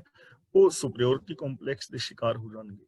ਕੁਝ ਲੋਕ ਐਸੇ ਨੇ ਜੋ ਸਵਾਭਿਮਾਨੀ ਨੇ, ਉਹ ਆਪਣੇ ਜੀਵਨ ਨੂੰ ਸਹੀ ਢੰਗ ਦੇ ਨਾਲ ਜਿਹੜੀ ਸੂਚਨਾ ਦਿੰਦੇ ਨੇ, ਉਹ ਲੋਕ ਕਾਮਯਾਬ ਹੋ ਜਾਂਦੇ ਨੇ। ਤੇ ਅਸੀਂ ਹੋ ਸਕਦੇ ਹਾਂ 95% ਜੋ ਸਾਡੇ ਸਰੀਰ ਦੀਆਂ ਬਿਮਾਰੀਆਂ ਨੇ ਉਹ ਸਾਡੀ ਸੋਚ ਕਰਕੇ ਨੇ। ਡਾਕਟਰ ਸਰੂਪ ਸਿੰਘ ਮਰਵਾਹਾ ਨੇ ਪੁਸਤਕ ਲਿਖੀ ਹੈ, ਤੁਹਾਡੇ ਨਾਲ ਪਹਿਲਾਂ ਵਿਚਾਰ ਸਾਂਝੀ ਕੀਤੀ ਹੈ, ਚਿੰਤਾ ਰੋਗ ਕਾਰਨ ਤੇ ਉਪਾਅ, ਔਰ ਪ੍ਰੂਵ ਕਰਦੇ ਨੇ ਕਿ 95% ਬਿਮਾਰੀਆਂ ਸਿਰਫ ਸਾਡੀ ਸੋਚ ਕਰਕੇ ਨੇ, ਸਰੀਰਕ ਰੋਗਾਂ ਦੇ ਸਿੰਪਟਮ। ਲੂਇਸ ਐਲ ਹੇ ਨੇ ਇੱਕ ਪੁਸਤਕ ਲਿਖੀ ਹੈ, you can heal your life. ਉਹਦੇ ਵਿੱਚ ਉਹਨੇ 227 ਐਸੀਆਂ ਬਿਮਾਰੀਆਂ ਦੀ ਨਿਸ਼ਾਨਦੇਹੀ ਕੀਤੀ ਹੈ ਜੋ ਕੇਵਲ ਸਾਡੀ ਵਰਡਿੰਗ ਕਰਕੇ, ਸਾਡੀ ਸੋਚ ਕਰਕੇ ਪੈਦਾ ਹੋ ਜਾਂਦੀਆਂ ਨੇ, ਔਰ ਅਸੀਂ ਵਰਡਿੰਗ ਦੇ ਨਾਲ, ਸੋਚ ਦੇ ਨਾਲ ਉਹਨਾਂ ਨੂੰ ਦੂਰ ਕਰ ਸਕਦੇ ਹਾਂ। ਜੋਸਫ ਮਰਫੀ ਨੇ ਇੱਕ ਪੁਸਤਕ ਲਿਖੀ ਹੈ, power of your subconscious mind. ਇਹ ਕਿਤਾਬਾਂ ਮੈਂ ਤੁਹਾਡੇ ਨਾਲ ਪਹਿਲਾਂ ਵੀ ਸਾਂਝੀਆਂ ਕੀਤੀਆਂ ਨੇ। ਤਾਂ ਸਿਮਰ ਸਿਮਰ ਸਿਮਰ ਪ੍ਰਭ ਸੋਏ, ਰੱਬ ਦੇ ਗੁਣਾਂ ਨੂੰ ਮਨ, ਵਚਨ ਔਰ ਕਰਮ ਵਿੱਚ ਯਾਦ ਰੱਖ। ਮੈਂਟੈਲਿਟੀ ਵਿੱਚ ਵੀ ਗੁਣ ਹੋਣ, ਵਰਡਿੰਗ ਵੀ ਗੁਣਾਂ ਵਾਲੀ ਹੋਵੇ, ਔਰ ਜਿਹੜਾ ਬਿਹੇਵੀਅਰ ਹੈ ਸਾਡਾ ਉਹ ਵੀ ਗੁਣਾਂ ਵਾਲਾ ਹੋਵੇ। ਫਿਰ ਕੀ ਹੋਏਗਾ? ਨਾਨਕ ਬਿਘਨ ਨਾ ਲਾਗੇ ਕੋਈ, ਨਾਨਕ ਤੇ ਥੋੜਾ ਜਿਹਾ ਰੁਕ ਜਾਣਾ, ਵਿਸ਼ਰਾਮ, ਬਿਘਨ ਨਾ ਲਾਗੇ ਕੋਈ, ਫਿਰ ਜ਼ਿੰਦਗੀ ਦੇ ਅੰਦਰ ਕੋਈ ਰੁਕਾਵਟ ਨਹੀਂ ਆਏਗੀ। ਫਿਰ ਤੁਹਾਨੂੰ ਕਾਮਯਾਬ ਹੋਣ ਵਿੱਚ ਦੁਨੀਆ ਦੀ ਕੋਈ ਤਾਕਤ ਰੋਕ ਨਹੀਂ ਸਕਦੀ। ਜੇ ਤੁਸੀਂ ਇਹ ਚੀਜ਼ਾਂ ਫੋਲੋ ਕਰ ਰਹੇ ਹੋ, ਜੇ ਤੁਸੀਂ ਸਫਲਤਾ ਵਾਲੀ ਰਿਕੁਆਇਰਮੈਂਟ ਪੂਰੀ ਕਰਦੇ ਹੋ, ਤਾਂ ਦੁਨੀਆ ਦੀ ਕੋਈ ਤਾਕਤ ਤੁਹਾਨੂੰ ਕਾਮਯਾਬ ਹੋਣ ਤੋਂ ਰੋਕ ਨਹੀਂ ਸਕਦੀ। ਤੁਹਾਡੇ ਆਤਮਿਕ ਜੀਵਨ ਵਿੱਚ ਕੋਈ ਵਿਘਨ ਨਹੀਂ ਆਏਗਾ। ਤੇ ਦੂਜੀ ਗੱਲ ਇਹ ਯਾਦ ਰੱਖਣੀ ਕਿ ਜੇ ਤੁਸੀਂ ਕਿਸੇ ਚੀਜ਼ ਦੀ ਰਿਕੁਆਇਰਮੈਂਟ ਪੂਰੀ ਨਹੀਂ ਕਰਦੇ, ਖੁਸ਼ੀ ਵਾਲੀ, ਸਫਲਤਾ ਵਾਲੀ, ਤਾਂ ਦੁਨੀਆ ਦੀ ਕੋਈ ਤਾਕਤ ਤੁਹਾਨੂੰ ਕਾਮਯਾਬ ਵੀ ਨਹੀਂ ਕਰ ਸਕਦੀ। ਫਿਰ ਰੁਕਾਵਟਾਂ ਹੀ ਰੁਕਾਵਟਾਂ ਨੇ। ਜੇ ਸਫਲ ਹੋਣਾ ਚਾਹੁੰਦੇ ਹੋ ਤੇ ਦੁਨੀਆ ਵਿੱਚ ਇੱਕ ਬੰਦਾ ਐਸਾ ਹੈ ਜੋ ਤੁਹਾਨੂੰ ਸਫਲ ਕਰ ਸਕਦਾ ਹੈ, ਉਹਦੇ ਤੋਂ ਬਿਨਾਂ ਤੁਸੀਂ ਸਫਲ ਹੋ ਨਹੀਂ ਸਕਦੇ। ਜੇ ਸਫਲ ਹੋਣਾ ਚਾਹੁੰਦੇ ਹੋ ਤਾਂ ਦੁਨੀਆ ਵਿੱਚ ਇੱਕ ਬੰਦਾ ਹੈ ਜੋ ਤੁਹਾਨੂੰ ਸਫਲ ਕਰ ਸਕਦਾ ਹੈ। ਜੇ ਉਹਨੂੰ ਵੇਖਣਾ ਹੋਏ ਤੇ ਸ਼ੀਸ਼ੇ ਦੇ ਅੱਗੇ ਜਾ ਕੇ ਖੜੇ ਹੋ ਜਾਓ। ਜਦੋਂ ਸ਼ੀਸ਼ੇ ਦੇ ਅੱਗੇ ਖੜੇ ਹੋਵੋਗੇ, ਤੁਹਾਨੂੰ ਸਾਹਮਣੇ ਉਹ ਖਲੋਤਾ ਬੰਦਾ ਦਿਸੇਗਾ ਜੋ ਜ਼ਿੰਦਗੀ 'ਚ ਤੁਹਾਨੂੰ ਕਾਮਯਾਬ ਕਰ ਸਕਦਾ, ਹੋਰ ਕੋਈ ਨਹੀਂ ਕਰ ਸਕਦਾ। ਕਿਉਂਕਿ ਜੇ ਤੁਸੀਂ ਆਪ ਕਾਮਯਾਬ ਹੋਣਾ ਹੀ ਨਹੀਂ ਚਾਹੁੰਦੇ, ਫਿਰ ਕਿਵੇਂ ਹੋਵੋਗੇ? ਦੂਜਾ ਬੰਦਾ ਤੇ ਸੁਜੈਸ਼ਨ ਦੇ ਸਕਦਾ ਹੈ, ਡਾਕਟਰ ਤਾਂ ਤੁਹਾਨੂੰ ਦਵਾਈ ਦੇ ਸਕਦਾ, ਖਾਣੀ ਤੇ ਆਪ ਪੈਣੀ ਹੈ, ਪਰਹੇਜ਼ ਤੇ ਆਪ ਰੱਖਣਾ ਪੈਣਾ। ਜੇ ਕਿਸੇ ਦਾ weight ਜ਼ਿਆਦਾ ਹੈ ਤਾਂ ਤੁਹਾਨੂੰ ਕੋਈ ਸਲਾਹ ਹੀ ਦੇ ਸਕਦਾ ਨਾ ਵੀ ਥੋੜੀ ਰੇਸ ਲਾਇਆ ਕਰ, ਸੈਰ ਕਰਿਆ ਕਰ, ਜਾਂ ਆਪਣੀ ਖੁਰਾਕ ਤੇ ਕੰਟਰੋਲ ਕਰ। ਤੇ ਜੇ ਤੁਸੀਂ ਕਹੋ ਕਿ ਮੈਂ ਹੁਣ ਮੰਜੇ ਤੇ ਪਿਆ weight ਘਟ ਜਾਏ, ਤੇ ਨਾ ਕੋਈ ਮਾਤਾ ਸੀ ਤੇ ਸਰੀਰ ਭਾਰਾ ਸੀ ਬੀਪੀ ਦਾ, ਡਾਕਟਰ ਕੋਲ ਗਈ ਤੇ ਡਾਕਟਰ ਨੂੰ ਕਹਿਣ ਲੱਗੀ, ਡਾਕਟਰ ਜੀ weight, ਉਹ ਕਹਿਣ ਲੱਗਾ ਬੀਬੀ ਕੋਈ ਕਸਰਤ ਕਰਿਆ ਕਰ ਜਾਂ ਕੋਈ ਗੇਮ ਸ਼ੁਰੂ ਕਰ ਲੈ, ਤੇਰਾ weight ਘਟ ਜਾਏਗਾ। ਤੇ ਉਹ ਬੀਬੀ 2-3 ਮਹੀਨੇ ਬਾਅਦ ਗਈ, ਕਹਿਣ ਲੱਗੀ ਡਾਕਟਰ ਜੀ weight ਤੇ 2-3 ਕਿਲੋ ਹੋਰ ਵੱਧ ਗਿਆ। ਤੇ ਕਹਿੰਦੇ ਬੀਬੀ ਗੇਮ ਖੇਲਣੀ? ਕਹਿੰਦੀ ਹਾਂ। ਕਹਿੰਦੀ ਕਿਹੜੀ? ਕਹਿੰਦੀ ਪਬਜੀ। ਹੁਣ ਪਬਜੀ ਗੇਮ ਖੇਡਣ ਦੇ ਨਾਲ weight ਥੋੜਾ ਘਟਣਾ ਹੈ। ਇਸ ਲਈ ਸਾਨੂੰ ਰਿਕੁਆਇਰਮੈਂਟ ਤੇ ਪੂਰੀ ਕਰਨੀ ਪਵੇਗੀ ਨਾ। ਤਾਂ ਗੁਰੂ ਜੀ ਕਹਿੰਦੇ ਨੇ ਜੇ ਤੁਸੀਂ ਰੱਬੀ ਸਿਸਟਮ ਦੇ ਵਿੱਚ ਤੁਰਦੇ ਹੋ, ਗੁਣਾਂ ਨੂੰ ਆਪਣੀ ਮੈਂਟੈਲਿਟੀ ਵਿੱਚ ਵਸਾਉਂਦੇ ਹੋ, ਗੁਣਾਂ ਵਾਲੇ ਬੋਲ ਬੋਲਦੇ ਹੋ, ਗੁਣਾਂ ਵਾਲਾ ਵਿਹਾਰ ਕਰਦੇ ਹੋ, ਤਾਂ ਤੁਹਾਡੇ ਜੀਵਨ ਦੇ ਵਿੱਚ ਕੋਈ ਵਿਘਨ ਨਹੀਂ ਲੱਗੇਗਾ। ਸਰੀਰਕ, ਮਾਨਸਿਕ, ਬੌਧਿਕ, ਆਤਮਿਕ, ਪਰਿਵਾਰਕ, ਵਿਵਹਾਰਕ, ਰਾਜਨੀਤਿਕ, ਧਾਰਮਿਕ, ਆਰਥਿਕ, ਸਮਾਜਿਕ, ਹਰ ਜੀਵਨ ਦੇ ਅੰਦਰ ਸਫਲਤਾ ਮਿਲੇਗੀ, ਇਹ ਗਾਰੰਟੀ ਹੈ। ਅਗਲਾ ਬਚਨ ਕਰਦੇ ਨੇ, ਉਸਤਤ ਮਨ ਮਹਿ ਕਰ ਨਿਰੰਕਾਰ। ਆਪਣੇ ਮਨ ਦੇ ਅੰਦਰ, ਨਿਰੰਕਾਰ ਦਾ ਮਤਲਬ ਜੋ ਨਿਰਾਕਾਰ ਹੈ, ਜਿਹਦਾ ਕੋਈ ਵਿਸ਼ੇਸ਼ ਰੂਪ ਨਹੀਂ ਕਿ ਰੱਬ ਦੀ ਕੋਈ ਮੂਰਤੀ ਬਣਾਈ ਜਾਂਦੀ ਹੈ ਜਾਂ ਤਸਵੀਰ ਬਣਾਈ ਜਾਂਦੀ ਹੈ। ਤਸਵੀਰਾਂ ਮੂਰਤੀਆਂ ਦੇ ਵਿੱਚ ਰੱਬ ਨਹੀਂ ਹੈ। ਆ ਸਾਰਾ ਦਿਸਦਾ ਵਿਸ਼ਵ ਇਹ ਰੱਬ ਦਾ ਹੀ ਰੂਪ ਹੈ। ਉਹਦੀ ਆਪਣੇ ਮਨ ਦੇ ਅੰਦਰ ਉਸਤਤ ਕਰ, ਪੂਜਾ ਨਹੀਂ। ਜੇ ਤੂੰ ਫੁੱਲ ਕਵੇਂ ਕਿ ਰੱਬ ਨੂੰ ਮੈਂ ਫੁੱਲ ਦਾ ਗਮਲਾ ਦੇ ਕੇ ਖੁਸ਼ ਕਰ ਲਵਾਂ, ਰੱਬ ਕੋਈ ਅਣਜਾਣਾ ਥੋੜਾ ਹੈ ਕਿ ਚਾਕਲੇਟ ਦੇ ਕੇ ਖੁਸ਼ ਕਰ ਲੈਂਦਾ। ਅਸੀਂ ਜਿਵੇਂ ਬੱਚਿਆਂ ਨੂੰ ਖੁਸ਼ ਕਰਨੇ ਆ ਨਾ, ਤੇ ਬੱਚੇ ਨੂੰ ਚਾਕਲੇਟ ਦਿੱਤਾ ਤੇ ਖੁਸ਼ ਕਰ ਲਿਆ, ਅਸੀਂ ਸਮਝਦੇ ਹਾਂ ਰੱਬ ਵੀ ਬੱਚੇ ਹੀ ਹੈ, ਚਲੋ ਖੀਰ ਬਣਾ ਕੇ ਭੋਗ ਲਵਾ ਕੇ ਖੁਸ਼ ਕਰ ਦਿੰਦੇ। ਅੱਜ ਰੱਬ ਨੂੰ ਪਕੌੜਿਆਂ ਦਾ ਭੋਗ ਲਵਾ ਦਿੰਦੇ ਆ, ਰੱਬ ਨੂੰ ਅਸੀਂ ਫੁੱਲਾਂ ਦਾ ਗਮਲਾ ਦੇ ਆਉਂਦੇ ਆ। ਐਵੇਂ ਨਹੀਂ। ਉਸਤਤ ਮਨ ਮੈਂ ਕਰਨ ਨਿਰੰਕਾਰ, ਆਪਣੇ ਮਨ ਦੇ ਅੰਦਰ ਰੱਬ ਦੇ ਜਿਹੜੇ ਗੁਣ ਨੇ ਉਹਨਾਂ ਨੂੰ ਵਸਾ। ਸ਼ੁਭ ਗੁਣ, ਸਤ ਸੰਤੋਖ ਦਇਆ ਧਰਮ ਧੀਰਜ ਗਿਆਨ ਨਿਮਾਨਤਾ ਸੇਵਾ ਸਿਮਰਨ ਪ੍ਰੇਮ ਕੁਰਬਾਨੀ ਸ਼ੁਭ ਜਜ਼ਬੇ, ਇਹਨਾਂ ਦੀ ਗੱਲ ਕਰ। ਜਦੋਂ ਵੀ ਗੱਲ ਕਰੋ ਗੁਣਾਂ ਦੀ ਗੱਲ ਕਰੋ, ਜਦੋਂ ਵੀ ਸੋਚੋ ਗੁਣਾਂ ਬਾਰੇ ਸੋਚੋ, ਜਦੋਂ ਵੀ ਬਿਹੇਵ ਕਰੋ ਗੁਣਾਂ ਵਾਲਾ ਕਰੋ। ਫਿਰ ਕੀ ਹੋਏਗਾ? ਫਿਰ ਤੁਹਾਡੀ ਜ਼ਿੰਦਗੀ ਦੇ ਅੰਦਰ ਖੁਸ਼ੀ ਹੋਏਗੀ। ਤੇ ਨਾਲ ਕਹਿੰਦੇ ਨੇ ਕਰ ਮਨ ਮੇਰੇ ਸਤ ਵਿਵਹਾਰ। ਵਿਵਹਾਰ ਦਾ ਮਤਲਬ ਮਿਲਵਰਤਨ, ਬਿਹੇਵੀਅਰ।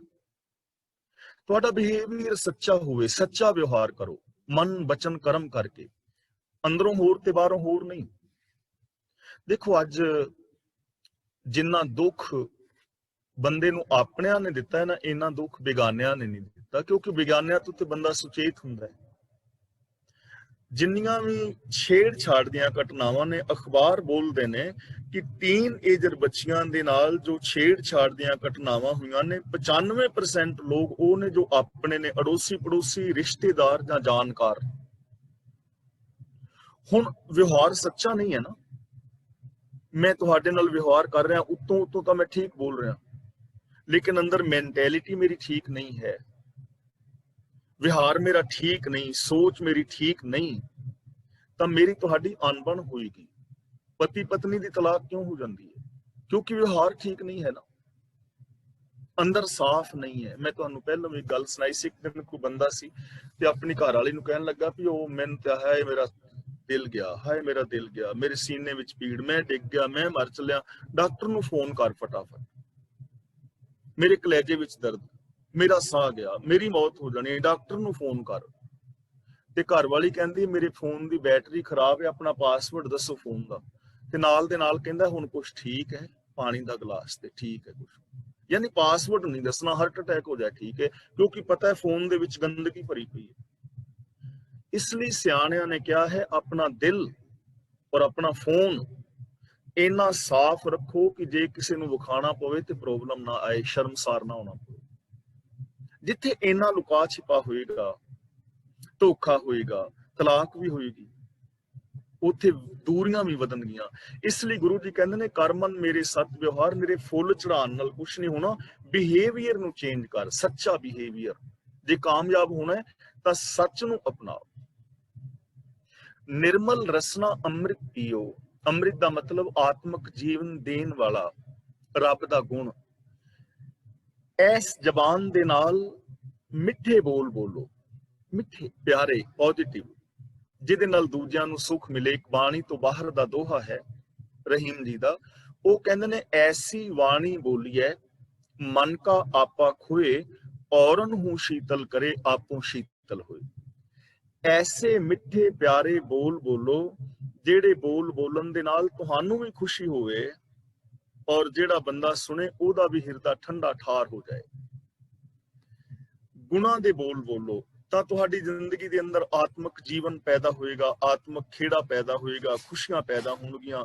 ਤੁਹਾਡੇ ਬੋਲ ਹੀ ਤੁਹਾਡੇ ਜੀਵਨ ਦਾ ਸੁੱਖ ਔਰ ਦੁੱਖ ਡਿਸਾਈਡ ਕਰਨਗੇ ਕਿ ਆਉਣ ਵਾਲਾ ਜੋ ਫਿਊਚਰ ਹੈ ਤੁਹਾਡਾ ਚੰਗਾ ਹੋਏਗਾ ਕਿ ਮਾੜਾ ਹੋਏਗਾ। ਤੁਹਾਡੇ ਬੋਲ ਡਿਸਾਈਡ ਕਰਨਗੇ। ਇਸ ਲਈ ਆਲਵੇਜ਼ ਬੀ ਪੋਜ਼ਿਟਿਵ, ਹਮੇਸ਼ਾ ਪੋਜ਼ਿਟਿਵ ਰਹੋ, ਪੋਜ਼ਿਟਿਵ ਸੋਚੋ। ਬੋਲਾਂ ਦੇ ਅੰਦਰ ਕਿੰਨੀ ਤਾਕਤ ਹੈ। ਗੁਰੂ ਗੋਬਿੰਦ ਸਿੰਘ ਜੀ ਮਹਾਰਾਜ ਦੇ ਬੋਲ ਸਨ ਕਿ ਜਿਨ੍ਹਾਂ ਲੋਕਾਂ ਨੂੰ ਲੋਕ ਗਿੱਦੜ ਕਹਿੰਦੇ ਸਨ, ਚਿੜੀਆਂ ਕਹਿੰਦੇ ਸਨ, ਗੁਰੂ ਗੋਬਿੰਦ ਸਿੰਘ ਦੇ ਬੋਲਾਂ ਨੇ ਉਹਨਾਂ ਦੇ ਅੰਦਰ ਉਹ ਤਾਕਤ ਭਰ ਦਿੱਤੀ ਕਿ ਉਹਨਾਂ ਗਿੱਦੜ ਅਖਵਾਨ ਵਾਲਿਆਂ ਨੇ, ਸ਼ੇਰ ਅਖਵਾਨ ਵਾਲਿਆਂ ਨੂੰ ਘੇਰ ਘੇਰ ਕੇ ਮਾਰਿਆ। ਬੋਲ ਨੇ। ਇਸ ਲਈ ਨਿਰਮਲ ਬੋਲ ਬੋਲੋ, ਜਿਨ੍ਹਾਂ ਬੋਲਾਂ ਵਿੱਚ ਮੈਲ ਨਾ ਹੋਵੇ। ਐਸੇ ਬੋਲ ਬੋਲੋ ਜਿਨ੍ਹਾਂ ਬੋਲਾਂ ਦੇ ਅੰਦਰ ਈਰਖਾ ਨਾ ਹੋਵੇ, द्वेष ना होवे, वैर विरोध ना होवे, ਤੁਹਾਡੀ ਜ਼ਿੰਦਗੀ ਬਦਲ ਜਾਏਗੀ। निर्मल रसना अमृत पीओ, सदा सुहेला कर ले जियो। सुहेला ਦਾ ਮਤਲਬ ਸੁਖੀ, ਆਪਣੀ ਜਿੰਦ ਨੂੰ ਸਦਾ ਵਾਸਤੇ ਸੁਖੀ ਕਰ ਲੈ। ਦੇਖੋ ਕਿੰਨੀ ਸਿੰਪਲ ਗੱਲ ਗੁਰੂ ਜੀ ਦੱਸ ਰਹੇ ਨੇ ਕਿ ਤੁਹਾਡੀ ਜ਼ਿੰਦਗੀ ਸੁਖੀ ਹੋ ਸਕਦੀ ਹੈ, ਸ਼ਾਂਤ ਹੋ ਸਕਦੀ ਹੈ, ਜੇ ਤੁਸੀਂ ਆਪਣੇ ਬੋਲ ਪੋਜ਼ਿਟਿਵ ਬੋਲੋ ਇੱਕ ਦੂਜੇ ਵਾਸਤੇ। ਮੈਂ ਤੁਹਾਡੇ ਵਾਸਤੇ ਬੋਲ ਚੰਗੇ ਬੋਲਾਂ, ਤੁਸੀਂ ਮੇਰੇ ਲਈ ਬੋਲ ਚੰਗੇ ਬੋਲੋ। ਪਰਿਵਾਰ ਦੇ ਜੀਆਂ ਦੇ ਨਾਲ ਮਿੱਠੇ ਪਿਆਰੇ ਸੱਚੇ ਬੋਲ ਬੋਲੋ, ਰਿਸ਼ਤੇਦਾਰਾਂ ਸੱਜਣਾ ਮਿੱਤਰਾਂ ਦੇ ਨਾਲ ਮਿੱਠੇ ਪਿਆਰੇ ਸੱਚੇ ਬੋਲ ਬੋਲੋ, ਤਾਂ ਜਿੰਦ ਸਦਾ ਵਾਸਤੇ ਸੌਖੀ ਹੋ ਜਾਏਗੀ। ਬੰਦਾ ਦੁਖੀ ਆਪਣੇ ਬੋਲਾਂ ਕਰਕੇ ਹੈ ਨਾ। ਕਿੰਨੇ ਲੋਕ ਨੇ ਜਿਨ੍ਹਾਂ ਨੇ ਆਪਣੇ ਮਾੜੇ ਬੋਲਾਂ ਕਰਕੇ ਕਿੱਡੇ ਵੱਡੇ ਵੱਡੇ ਰਿਸ਼ਤੇ ਤੋੜ ਲਏ ਨੇ। ਅਗਲਾ ਬਚਨ ਕਰਦੇ ਨੇ, ਨੈਨੂ ਟੇਕ ਠਾਕੁਰ ਕਾ ਰੰਗ। ਰੰਗ ਦਾ ਮਤਲਬ ਤਮਾਸ਼ਾ। ਅੱਖਾਂ ਦੇ ਨਾਲ ਐਸ ਜਗਤ ਤਮਾਸ਼ੇ ਨੂੰ ਵੇਖ ਕਿ ਸਾਰਾ ਜਗਤ ਤਮਾਸ਼ਾ ਰੱਬ ਦਾ ਹੈ, ਇਹ ਰੱਬ ਦੀ ਖੇਲ ਹੈ। ਅੱਖਾਂ ਦੇ ਨਾਲ ਰੱਬ ਦਾ ਕੌਤਕ ਵੇਖ, ਰੱਬ ਦੇ ਕੌਤਕ, ਕਿ ਰੱਬ ਕੌਤਕ ਕਰ ਰਿਹਾ ਹੈ। ਰੱਬ ਸਮਾਇਆ ਹੋਇਆ ਹੈ ਜਲ ਥਲ ਮਹੀਲ ਪੂਰਿਆ ਰਵਿਆ ਵਿੱਚ ਵਣਾ। ਸ੍ਰਿਸ਼ਟੀ ਨੂੰ ਵੇਖਣ ਦਾ ਇੱਕ ਢੰਗ ਹੈ, ਇੱਕ ਤਰੀਕਾ ਤੇ ਸਾਡਾ ਹੈ ਆਮ ਬੰਦੇ ਦਾ ਜਿਹੜਾ ਕਿ ਵੇਖਦਾ ਹੈ, ਤੇ ਇੱਕ ਢੰਗ ਗੁਰੂ ਨਾਨਕ ਦੇਵ ਦਾ ਹੈ। ਉਹ ਜਦੋਂ ਵੇਖਦੇ ਨੇ ਉਹਨਾਂ ਨੂੰ ਸਾਰੀ ਕਾਇਨਾਤ ਗਾਂਦੀ ਹੋਈ ਨਜ਼ਰ ਨਹੀਂ ਪੈਂਦੀ ਹੈ। ਉਹ ਜਦੋਂ ਵੇਖਦੇ ਨੇ ਉਹਨਾਂ ਨੂੰ ਇਹ ਸਾਰੀ ਕਾਇਨਾਤ ਰੱਬ ਦੀ ਆਰਤੀ ਕਰਦੀ ਹੋਈ ਪ੍ਰਤੀਤ ਹੁੰਦੀ ਹੈ। ਉਹਨਾਂ ਨੂੰ ਨਿੱਕੀ ਨਿੱਕੀ ਘਟਨਾ ਵੀ ਵਿਸਮਾਦ ਵਿੱਚ ਲੈ ਜਾਂਦੀ ਹੈ। ਵਿਸਮਾਦ ਨਾਦ, ਵਿਸਮਾਦ ਵੇਦ, ਵਿਸਮਾਦ ਜੀ, ਵਿਸਮਾਦ ਭੇਦ, ਕੱਲੀ ਕੱਲੀ ਸ਼ੈ ਤੁਹਾਨੂੰ ਵਿਸਮਾਦ ਵਿੱਚ ਲੈ ਜਾਏਗੀ। ਕਿਤੇ ਜਾਂਦਿਆਂ ਰਾਸਤੇ ਵਿੱਚ ਘਾਹ ਦੇ ਵਿੱਚ ਉੱਗੇ ਹੋਏ ਕਿਸੇ ਬੂਟੀ ਦੇ ਫੁੱਲ ਨੂੰ ਦੇਖਿਓ, ਦੁਪਹਿਰ ਖਿੜੀ ਜਾਂ ਹੋਰ ਕੋਈ ਚੀਜ਼ਾਂ ਨਾ, ਕਿੰਨੇ ਫੁੱਲ ਨੇ ਨਿੱਕੇ ਨਿੱਕੇ। ਕਿਸੇ ਨਿੱਕੇ ਜਿਹੇ ਫੁੱਲ ਨੂੰ ਗਹੁ ਦੇ ਨਾਲ ਤੱਕਿਓ ਤੇ ਸੋਚਿਓ ਕਿ ਇਸ ਕੁਦਰਤ ਦੇ ਅੰਦਰ ਕਿੰਨਾ ਵੱਡਾ ਸਿਸਟਮ ਹੈ ਕਿ ਇਸੇ ਮਿੱਟੀ ਵਿੱਚ ਆਮ ਘਾਹ ਉੱਗਿਆ ਹੈ, ਇਸੇ ਮਿੱਟੀ ਦੇ ਅੰਦਰ ਇਹ ਫੁੱਲ ਹੈ, ਇਹ ਲਾਲ ਰੰਗ ਦਾ ਹੈ, ਇਹਦੇ ਅੰਦਰ ਸ਼ੇਡ ਥੋੜੀ ਹੋਰ ਕਿਸਮ ਦੀ ਹੈ, ਦੂਜਾ ਨਾਲ ਹੀ ਫੁੱਲ ਗੁਲਾਬੀ ਹੈ, ਤੀਜਾ ਕਾਲਾ ਹੈ। ਕਿੰਨਾ ਕੁਛ ਇੱਕੋ ਸ੍ਰਿਸ਼ਟੀ ਦੇ ਅੰਦਰ, ਇੱਕੋ ਮਿੱਟੀ, ਇੱਕੋ ਪਾਣੀ ਦੇ ਨਾਲ ਬਣੀ ਜਾ ਰਿਹਾ ਹੈ। ਇਹ ਤਾਂ ਨਿੱਕੀ ਨਿੱਕੀ ਘਟਨਾ ਹੈ ਨਾ। ਇਹਨਾਂ ਨਿੱਕੀਆਂ ਨਿੱਕੀਆਂ ਘਟਨਾ ਨੂੰ ਜਦੋਂ ਗਹੁ ਦੇ ਨਾਲ ਤੱਕੋਗੇ ਤਾਂ ਵਾਸਤਵ ਦੇ ਅੰਦਰ ਹੀ ਜ਼ਿੰਦਗੀ ਵਿੱਚ ਖੁਸ਼ੀ ਆਏਗੀ, ਹੈਰਾਨਗੀ ਆਏਗੀ, ਵਿਸਮਾਦ ਹੋਵੇਗਾ, ਔਰ ਤੁਹਾਡੀ ਸੋਚ ਅੱਗੇ ਵਧੇਗੀ ਕਿ ਖੋਜ ਕਰੀਏ ਕਿ ਐਸਾ ਕਿਉਂ ਹੈ। ਜਿਹੜੇ ਵਿਗਿਆਨਿਕ ਲੋਕ ਨੇ ਉਹਨਾਂ ਦੇ ਅੰਦਰ ਖੋਜ ਇੱਥੋਂ ਹੀ ਜਾਗੀ ਹੋਏਗੀ ਨਾ ਕਿ ਇਹਦਾ ਰੰਗ ਲਾਲ ਕਿਉਂ ਹੈ ਤੇ ਇਹਦਾ ਪੀਲਾ ਕਿਉਂ ਹੈ। ਤਾਂ ਖੋਜਾਂ ਇੱਥੋਂ ਚੱਲੀਆਂ। ਇਸੇ ਤਰ੍ਹਾਂ ਧਾਰਮਿਕ ਦੁਨੀਆ ਹੈ, ਤਾਂ ਤੁਹਾਡੇ ਜੀਵਨ ਦੇ ਅੰਦਰ ਖੁਸ਼ੀਆਂ ਖੇੜੇ ਆਣਗੇ। ਇਸ ਸੰਸਾਰ ਦੇ ਅੰਦਰ ਪ੍ਰਭੂ ਦੇ ਨਿਰੰਕਾਰ ਦੇ ਚੋਜ ਤਮਾਸ਼ੇ ਵੇਖੋ। ਸਾਧ ਸੰਗ ਬਿਨਸੈ ਸਭ ਸੰਗ। ਇੱਥੇ ਸਾਧ ਸੰਗ ਦਾ ਮਤਲਬ ਹੈ ਗੁਰੂ ਦੀ ਸੰਗਤ, ਗੁਰੂ ਦੀ ਸ਼ਰਨ। ਜਦੋਂ ਸਾਧ ਜਾਂ ਸੰਤ ਸ਼ਬਦ ਆਏ ਤਾਂ ਉਹਦਾ ਬਹੁਤੀ ਵਾਰੀ ਅਰਥ ਜਿਹੜਾ ਹੈ ਨਾ ਉਹ ਗੁਰੂ ਹੀ ਹੁੰਦਾ ਹੈ। ਸਾਧ ਸੰਗ ਦਾ ਮਤਲਬ ਗੁਰੂ ਦੀ ਸੰਗਤ, ਕਿਸੇ ਚੋਲੇ ਵਾਲੇ ਬਾਬੇ ਦੀ ਨਹੀਂ, ਗੁਰੂ ਦੀ, ਗੁਰੂ ਦੀ ਸ਼ਰਨ। ਜੇ ਤੂੰ ਗੁਰੂ ਦੀ ਸ਼ਰਨ ਕਰੇ, ਸ਼ਰਨ ਵਿੱਚ ਜਾਏ, ਗੁਰੂ ਦੀ ਸੰਗਤ ਕਰੇ, ਗੁਰੂ ਦੇ ਦਿੱਤੇ ਵੇ ਆਫ ਲਾਈਫ ਨੂੰ ਅਪਣਾਏ, ਬਿਨਸੈ ਸਭ ਸੰਗ, ਫਿਰ ਜਿੰਨੇ ਵੀ ਤੇਰੇ ਮਾੜੇ ਸਾਥ ਨੇ ਉਹ ਛੁੱਟ ਜਾਣਗੇ। ਮਾੜੇ ਸਾਥ ਛੁੱਟ ਜਾਣਗੇ। ਜਿਹੜਾ ਬੰਦਾ ਗੁਰਬਾਣੀ ਪੜਨ ਲੱਗ ਜਾਏ, ਗੁਰਬਾਣੀ ਦੀ ਵਿਚਾਰ ਕਰਨ ਲੱਗ ਜਾਏ, ਗੁਰਬਾਣੀ ਮੁਤਾਬਕ ਜ਼ਿੰਦਗੀ ਜੀਣ ਲੱਗ ਜਾਏ, ਤਾਂ ਉਹ ਸ਼ਰਾਬ ਦੇ ਠੇਕਿਆਂ ਵੱਲ, ਜੁਵਿਆਂ ਵੱਲ, ਵਿਚਾਰ ਦੇ ਅੱਡਿਆਂ ਵੱਲ ਜਾਏਗਾ ਹੀ ਨਹੀਂ। ਆਟੋਮੈਟਿਕਲੀ ਇਹ ਚੀਜ਼ਾਂ ਛੁੱਟ ਜਾਣਗੀਆਂ। ਤੇ ਜਿਹਦੀ ਸੁਰਤ ਗੁਰੂ ਦੇ ਵੇ ਆਫ ਲਾਈਫ ਦੇ ਨਾਲ ਜੁੜ ਗਈ, ਸੱਚ ਦੇ ਨਾਲ, ਸੰਤੋਖ ਦੇ ਨਾਲ, ਤਾਂ ਉਹਦੀ ਜ਼ਿੰਦਗੀ ਦੇ ਵਿੱਚੋਂ ਲੋਭ ਦਾ, ਕ੍ਰੋਧ ਦਾ, ਮੋਹ ਦਾ ਇਹ ਸਾਥ ਆਪੇ ਹੀ ਛੁੱਟ ਜਾਣੇ ਨੇ। ਜਿੰਨੇ ਵੀ ਵਿਕਾਰ ਨੇ ਇਹ ਛੁੱਟ ਜਾਣਗੇ, ਮਾੜੇ ਸਾਥ ਛੁੱਟ ਜਾਣਗੇ, ਮਾੜੇ ਵਿਕਾਰ ਨਿਕਲ ਜਾਣਗੇ। ਗੁਰੂ ਦੀ ਸ਼ਰਨ ਕਰ। ਤੇਰੀ ਜ਼ਿੰਮੇਵਾਰੀ ਸਿਰਫ ਇੰਨੀ ਹੈ ਤੇ ਕਿ ਤੂੰ ਗੁਰਮਤਿ ਆਸ਼ੇ ਅਨੁਸਾਰ ਜ਼ਿੰਦਗੀ ਜੀਣੀ ਹੈ। ਵਿਕਾਰ ਵਗੈਰਾ ਦੁੱਖ ਆਪੇ ਖਤਮ ਹੋ ਜਾਣੇ ਨੇ। ਅਗਲਾ ਬਚਨ ਗੁਰਦੇਵ ਕਰਦੇ ਨੇ, ਸ਼ਰਨ ਚਲੋ ਮਾਰਗ ਗੋਬਿੰਦ। ਪੈਰਾਂ ਦੇ ਨਾਲ ਤੁਰੋ, पर गोबिंद दे रास्ते ते, यानी रब्बी रजा दे विच, गोबिंद दा रास्ता रब्बी रजा, पैरां दे नाल चल के भले पासे जाओ। शराब दे ठेके ते जाण दी बजाए 5 वजे शाम नूं गुरुद्वारा साहब चले जाओ। जे वेले हो गुरुद्वारा साहब चले जाओ, सैटरडे संडे गुरुद्वारा साहब चले जाओ, किसी सज्जन मित्र दे घर चले जाओ, ਉਹਦਾ हाल चाल पुछो। जे कोई प्रॉब्लम दे विच है तो ਉਹਦੀ प्रॉब्लम सॉल्व करो, थोड़ा बहुत सहयोग कर दो जिन्ना कर सकते हो। यानी चंगे राह वाले पासे कदम पुट्टो, माड़े पासां वाले नहीं। विचार दे अड्डियां वल ना जाओ, नशियां दे केंद्र वल ना जाओ, चोरां ठग्गां वाले पासे ना जाओ, चंगे पासे जाओ। क्योंकि इस दुनिया विच बड़ा वड्डा ब्रह्मांड है, बड़ा कुछ इस दुनिया दे विच करन वाला है, बहुत कुछ चंगा करन वाला है। कुछ चंगा करो। और ਅਸੀਂ ਕਹਾਂਗੇ ਵੀ ਚੰਗਾ ਕੀ ਕਰੀਏ। ਦੇਖੋ ਅਸੀਂ ਨਾ, ਮੈਂ ਗੁਲਿਤ ਸਾਂ ਪਿੱਛੇ ਗਿਆਨੀ ਅਮਰੀਕ ਸਿੰਘ ਜੀ ਦੇ ਨਾਲ ਸੈਰ ਕਰਨ ਚਲੇ ਜਾਈਦਾ ਸੀ ਸਵੇਰੇ ਨਾ, 10-12 ਕਿਲੋਮੀਟਰ ਚੱਲ ਆਈਦਾ ਸੀ ਨਦੀ ਦੇ ਕਿਨਾਰੇ ਤੇ ਉੱਥੇ ਮੈਂ ਇੱਕ ਦੋ ਵਾਰੀ ਦੇਖਿਆ ਹੈ, ਇੱਕ ਅੰਗਰੇਜ਼ ਕੁੜੀ ਹੈ, ਉਹ ਜਾਂਦੀ ਹੈ ਸੈਰ ਕਰਨ, ਨਾਲੇ ਉਹ ਦੌੜਦੀ ਹੈ ਤੇ ਨਾਲ ਉਹਨੇ ਇੱਕ ਕਾਲਾ ਬੈਗ ਰੱਖਿਆ ਹੁੰਦਾ। ਤਾਂ ਜਿਹੜੇ ਲੋਕਾਂ ਨੇ ਕੋਕ ਵਗੈਰਾ ਪੀ ਕੇ ਡੱਬੇ ਜਾਂ ਦੂਜੇ ਸੁੱਟੇ ਨੇ, ਉਹ ਚੁੱਕ ਕੇ ਨਾਲ ਉਹਦੇ ਵਿੱਚ ਪਾਈ ਜਾਂਦੀ, ਨਾਲੇ ਸੈਰ ਕਰ ਰਹੀ, ਨਾਲ ਰੇਸ ਵੀ ਲਾ ਰਹੀ ਹੈ ਨਾਲ। ਉਹ ਹੈ ਨਾ ਭਲਾ ਕੰਮ ਅਸੀਂ ਕਰ ਸਕਦੇ ਹਾਂ। ਸੈਰ ਕਰਨ ਚਲੇ ਜਾਓ, ਨਾਲ ਕਾਲਾ ਬੈਗ ਫੜ ਲਓ, ਜੇ ਥੋੜੀ ਗੰਦਗੀ ਖਿਲ ਰਹੀ ਕਿ ਸੜਕ ਤੇ ਚੁੱਕ ਦਿਓ ਉਹਨੂੰ। ਯਾਨੀ ਅਸੀਂ ਕਰ ਸਕਦੇ ਹਾਂ ਨਾ। ਤੇ ਇੱਕ ਦਿਨ ਪਿੱਛੇ ਉਹ ਦੂਜੇ ਵੀਰ ਜੀ, ਮੈਨੂੰ ਨਾਮ ਉਹਨਾਂ ਦਾ ਸੌਰੀ ਭੁੱਲ ਗਿਆ, ਤੇ ਉਹਨਾਂ ਨੇ ਕਲਾਸ ਦੇ ਵਿੱਚ ਵੀ ਕਿਹਾ ਸੀ ਕਿ ਮੇਰੀ ਸੋਚ ਦੇ ਵਿੱਚ ਕਾਫੀ ਬਦਲਾਵ ਆਇਆ ਹੈ ਔਰ ਕੁਛ ਕਰਨ ਵਾਸਤੇ ਜੀ ਕਰਦਾ ਹੈ।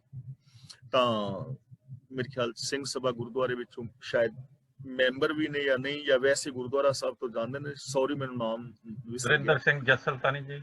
ਹਾਂਜੀ ਹਾਂਜੀ, ਜੱਸਲ ਸਾਹਿਬ। ਤੇ ਉਹਨਾਂ ਨੇ ਬਣਾਇਆ ਪ੍ਰੋਗਰਾਮ ਕਿ ਉਹ ਜਿਹੜੇ ਉਹ ਆਪਣੇ ਰੁੱਖ ਦਰਖਤ ਜੇ ਨੇ ਸੜਕ ਦੇ ਉੱਤੇ, ਜਿਹੜੀਆਂ ਟਹਿਣੀਆਂ ਵਧੀਆਂ ਹੁੰਦੀਆਂ ਨੇ, ਉਹਨਾਂ ਨੂੰ ਉਹ ਕੱਟ ਕੇ ਨਾਲ ਦੇ ਨਾਲ ਉਹ ਪਾ ਕੇ ਉਹਨਾਂ ਨੂੰ ਤੇ ਪਾਸੇ ਕਰਦੇ ਜਾਂਦੇ ਨੇ। ਦੇਖੋ ਨਾਲੇ ਸੈਰ ਕਰ ਰਹੇ ਨੇ, ਨਾਲੇ ਉਹ ਕਰ ਰਹੇ ਨੇ। ਤਾਂ ਕਹਿਣ ਤੋਂ ਭਾਵ ਕਿ ਅਸੀਂ ਕਰ ਸਕਦੇ ਹਾਂ ਨਾ ਕੁਛ ਵੀ ਐਸਾ। ਆਪਣੇ ਸੱਜਣਾ ਮਿੱਤਰਾਂ ਕੋਲ ਚਲੇ ਜਾਓ, ਕਿਸੇ ਦਾ ਕੋਈ ਦੁੱਖ ਸੁਣ ਲਓ, ਕਿਸੇ ਨੂੰ ਕੋਈ ਚੰਗੀ ਸਲਾਹ ਦੇ ਦਿਓ। ਤਾਂ ਐਵੇਂ ਚਰਨ ਚਲੋ ਮਾਰਗ ਗੋਬਿੰਦ ਦਾ ਮਤਲਬ ਭਲੇ ਪਾਸੇ ਪੈਰ ਪੁੱਟੋ, ਮਾੜੇ ਪਾਸੇ ਨਾ। ਮਿਟਹਿ ਪਾਪ ਜਪੀਏ ਹਰ ਬਿੰਦ, ਬਿੰਦ ਦਾ ਮਤਲਬ ਥੋੜੇ ਸਮੇਂ ਲਈ।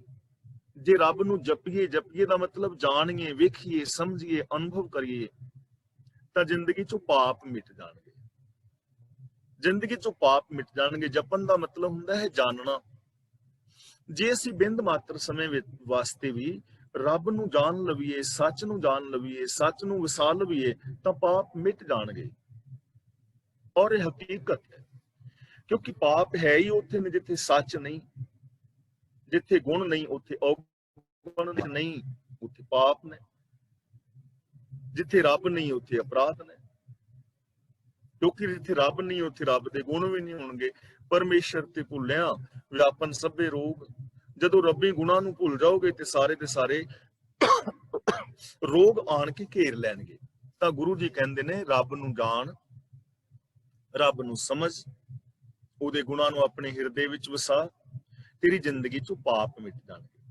ਤਾਂ ਦੇਖੋ, ਜੇ ਅਸੀਂ ਚਾਹੁੰਦੇ ਹਾਂ ਸਾਡਾ ਆਪਣਾ ਜੀਵਨ, ਫੈਮਿਲੀ, ਸਾਡੀ ਲਾਈਫ ਜਾਂ ਇਹ ਸੰਸਾਰ ਪਾਪਾਂ ਤੋਂ ਮੁਕਤ ਹੋਵੇ, ਪਾਪਾਂ ਤੋਂ ਰਹਿਤ ਸਮਾਜ ਦੀ ਸਿਰਜਣਾ ਕੀਤੀ ਜਾਏ, ਜੋ ਗੁਰੂ ਜੀ ਦਾ ਸੁਪਨਾ ਹੈ, ਬੇਗਮ ਪੁਰਾ ਸ਼ਹਿਰ ਕੋ ਨਾਉ, ਕਿ ਗਮਾਂ ਤੋਂ ਰਹਿਤ ਜ਼ਿੰਦਗੀ ਹੋਵੇ, ਸੁਹਾਵਣਾ ਸੰਸਾਰ ਹੋਵੇ, ਤਾਂ ਇਹ ਜੀਵਨ ਸਫਲ ਹੋ ਸਕਦਾ ਹੈ। ਅੱਜ ਕਿਸੇ ਨੇ 2 ਲਾਈਨਾਂ ਬਹੁਤ ਵਧੀਆ ਲਿਖੀਆਂ ਸੀ, ਮੇਰੇ ਖਿਆਲ ਦੇ ਵਿੱਚ, ਜੇ ਮੈਂ ਨਹੀਂ ਭੁੱਲਦਾ ਤੇ ਸ਼ਾਇਦ ਪੁਨੀਤ ਕੌਰ ਭੈਣ ਨੇ ਆਪਣੇ ਸਟੇਟਸ ਵਿੱਚ ਪਾਈਆਂ ਸੀ। ਉਹਨਾਂ ਨੇ ਬੜਾ ਵਧੀਆ ਲਿਖਿਆ ਹੈ ਕਿ ਸਾਨੂੰ ਇਹੋ ਜਿਹੇ ਚਮਚਮਾਹਟ ਕਰਦੇ ਲਾਈਟਾਂ ਦੇ ਨਾਲ ਭਰੇ ਹੋਏ ਹਾਈਵੇਜ਼ ਨਹੀਂ ਚਾਹੀਦੇ, ਸਾਨੂੰ ਐਸੀਆਂ ਗਲੀਆਂ ਚਾਹੀਦੀਆਂ ਨੇ ਜਿੱਥੇ ਧੀਆਂ ਭੈਣਾਂ ਬੜੀ ਆਜ਼ਾਦੀ ਦੇ ਨਾਲ, ਇੱਜ਼ਤ ਦੇ ਨਾਲ ਘੁੰਮ ਸਕਣ। ਕੀ ਕਰਨਾ ਹੈ ਉਹਨਾਂ ਹਾਈਵੇਜ਼ ਦਾ? ਜਿੱਥੇ ਕੋਈ ਬੱਚੀ ਕਿਸੇ ਗਲੀ ਦੇ ਅੰਦਰ ਸੁਰੱਖਿਅਤ ਨਹੀਂ ਹੈ, ਸਾਨੂੰ ਉਹ ਗਲੀਆਂ ਚਾਹੀਦੀਆਂ ਨੇ। ਸਾਨੂੰ ਐਸੇ ਰੋਡ ਚਾਹੀਦੇ ਨੇ ਜਿੱਥੇ ਸਾਡੀਆਂ ਨੌਜਵਾਨ ਧੀਆਂ ਭੈਣਾਂ ਇੱਜ਼ਤ ਦੇ ਨਾਲ ਘੁੰਮ ਸਕਣ, ਉਹਨਾਂ ਵੱਲ ਕੋਈ ਮਾੜੀ ਨਜ਼ਰ ਦੇ ਨਾਲ ਨਾ ਦੇਖੇ।